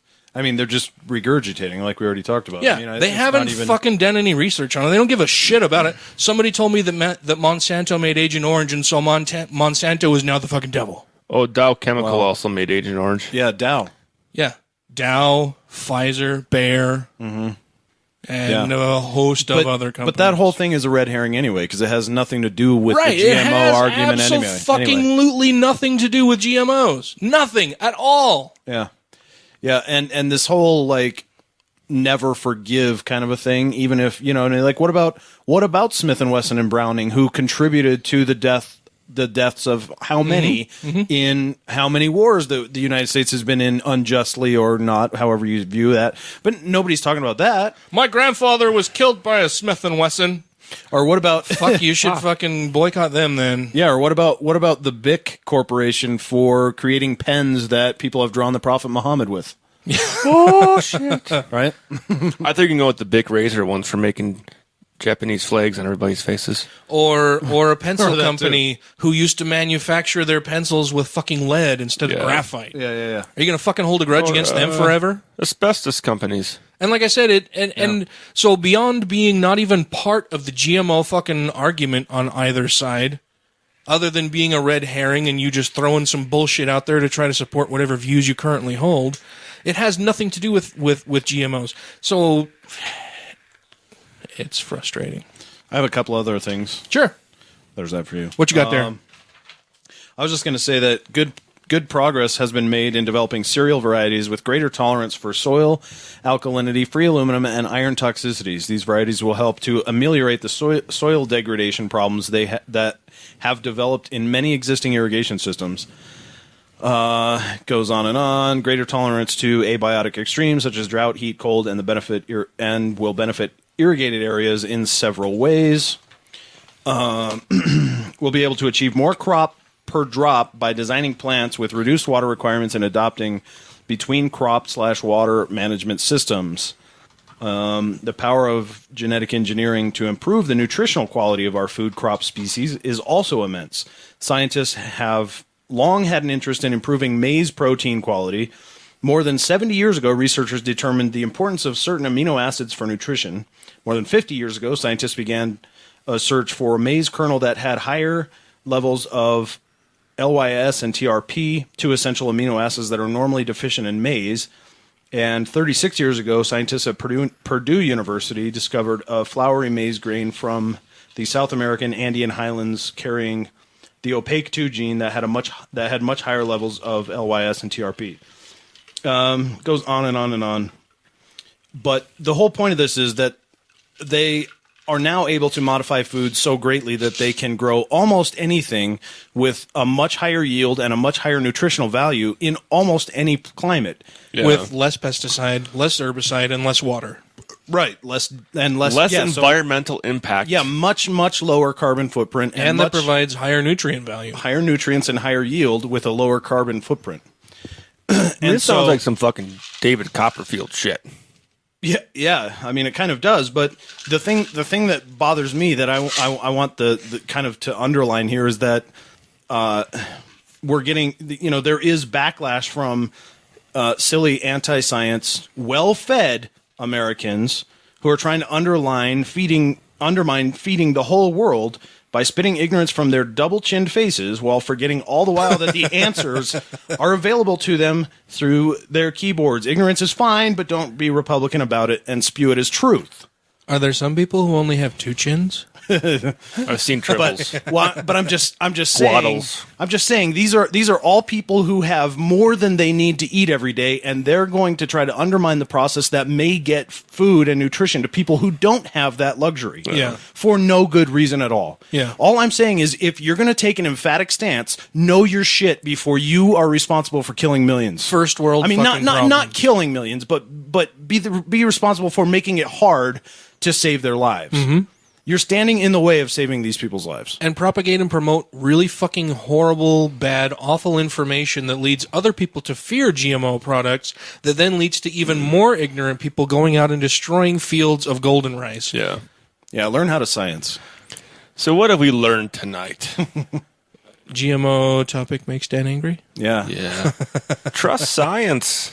You can trust science a little bit. But question it, Give it a chance. Question, yes. I would say at least question it before you challenge it. But because question all of your positions. Yes. Yeah. Don't just question the things that you don't believe. Question the shit that you do believe. Especially. Make sure that what you believe is true and accurate and correct.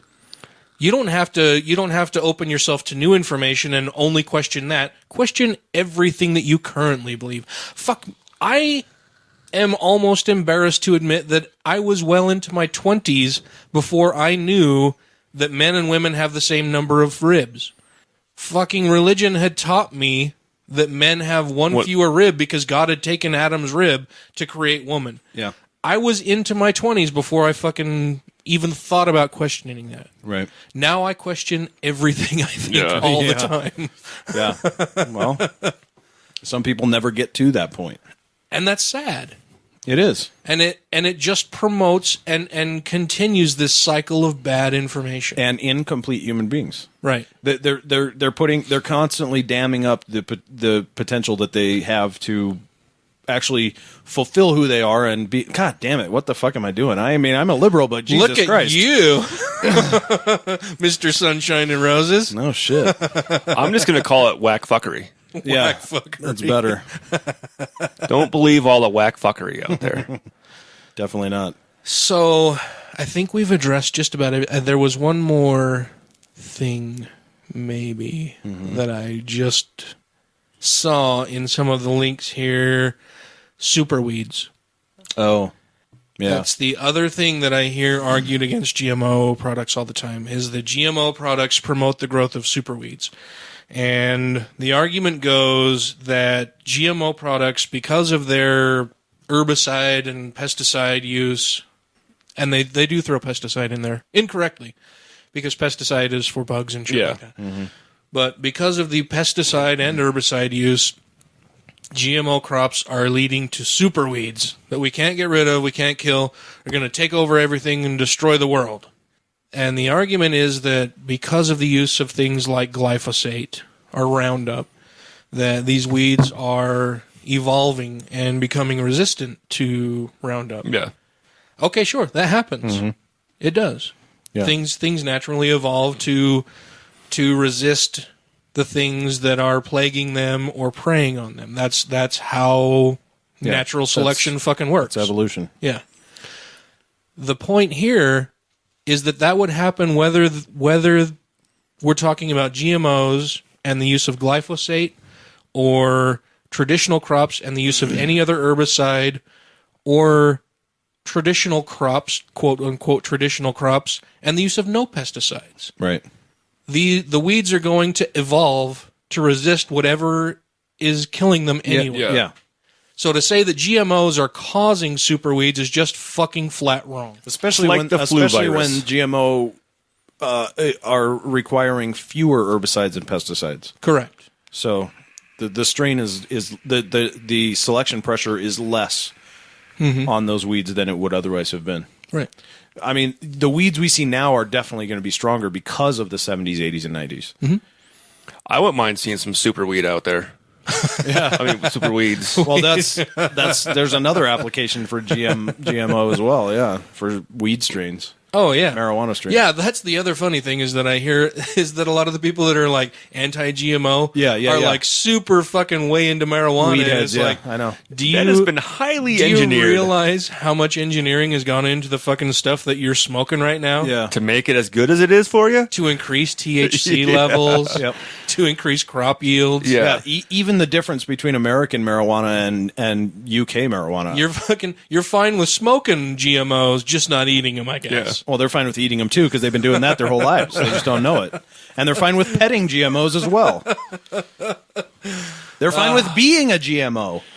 So I think we've addressed most of the concerns. Yeah. There's, like I said, it's to try to condense this down into the thousands of arguments against, and all of the batshittery and stupid fucking arguments against GMOs into 1 2-hour show is nearly impossible, right? Yeah, my hope is just to get them to think a little bit, maybe shake some foundation a little bit, and get somebody to go look at something. Shake the tree, yeah. Get them to at least say, a genetically modified tree. Well, maybe I'm not 100% correct, and maybe I shouldn't say that I will never, ever, ever, ever change my mind about something, because that's pretty dogmatic and indefensible. Which, by the way, we're also willing to change our minds. I changed my mind. Absolutely. Yeah. If you can show me good evidence that GMOs are harmful, I would love to see it. Yeah, let us because know. I don't want to believe in untrue things. I don't want my beliefs to be untrue. I want to believe correct things. Yeah. So if I'm wrong, please let me know and let me know why. I would love to have the discussion with you. I don't want to say that nothing you can ever say will ever change my mind ever. GodlessRebelution@gmail.com is how you can let us know, or we're on the Facebooks. We're on the Facebooks. We're on the follow Twitter. us on Twitter. We twit. You can super twit. Send us email if there are any other GMO questions that you have, any concerns that you have, anything you think that we got wrong or incorrect, or a show topic you want us to cover. Oh yeah, absolutely. Yeah. Any other show topics you want us to discuss? Anybody you'd like to see on the show? I plan to, now that we actually have the capability for the Skypes. Or if you want to Skype in with us, maybe we'll talk to you. Give us your Skype number. Why don't you just do that? Send us all your Skype numbers. Yeah. We'll randomly Skype you sometime. Send us your information. We'll get you on the show. But yeah, honestly, if you have something that, if we said something incorrectly, please let us know. If you have any other questions, please let us know. Like Matt said, you can reach us at godlessrebelution@gmail.com. Find us on Facebook, Twitter. And if you are enjoying the show through Stitcher, iTunes, whatever. Yeah, we need a new jet. So send us money. 65 million. Please go out and rate it. Share it with your friends. Tell anybody else that may be interested in listening to the show that you're a fan or that you think we're fucking assholes. Because either way, Dan might be fucking assholes, but don't be afraid to share our godlessness on the Facebook. But thank you all for listening. I love doing this show. Yeah. Good to have you back, Matt. Thanks, guys. So I saw you pull a song up there for us, Danny. We got something to play us out on tonight? I did. It's going to be a Bo Burnham night. Yeah. Oh, wow. Thanks for listening, everybody. Bye. There's things I don't want to be misconstrued in my act that I feel often are. I don't want you leaving my show thinking that I think I know better than people or that I think I'm better than people in general. Okay, I just wanted to put that out there. This is a song from the perspective of God.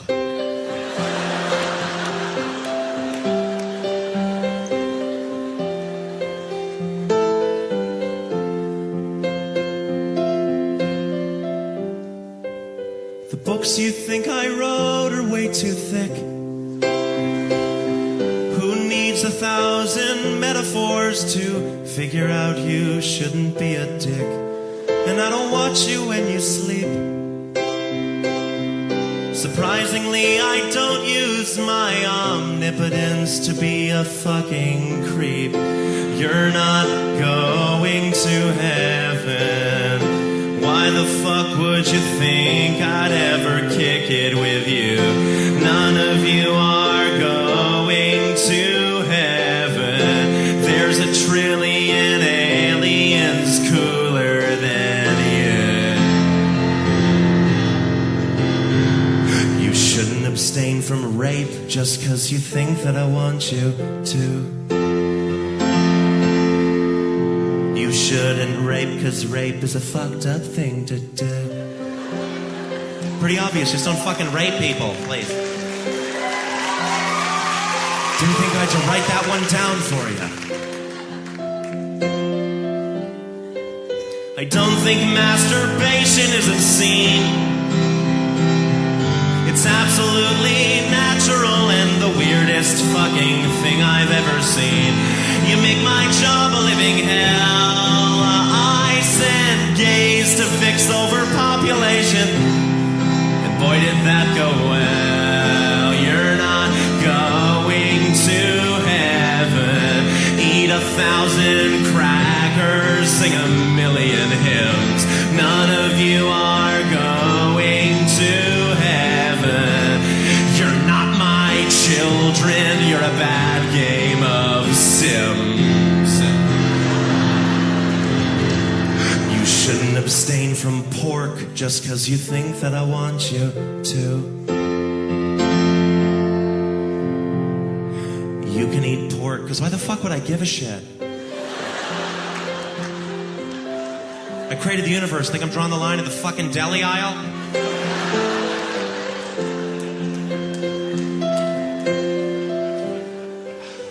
You argue and you bicker and you fight. Atheists and Catholics, Jews and Hindus argue day and night over what they think is true. But no one entertains the thought that maybe God does not believe in you.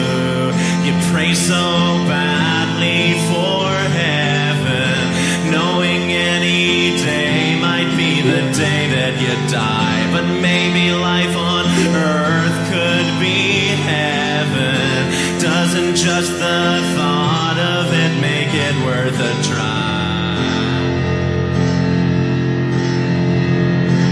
The type of thing that you have to earn, and when you earn it, you won't need it. My love's the type of thing that you have to earn, and when you earn it, you won't need it. I'm not gonna give you love just 'cause I know that you want me to. If you want love, then the love has gotta come from you.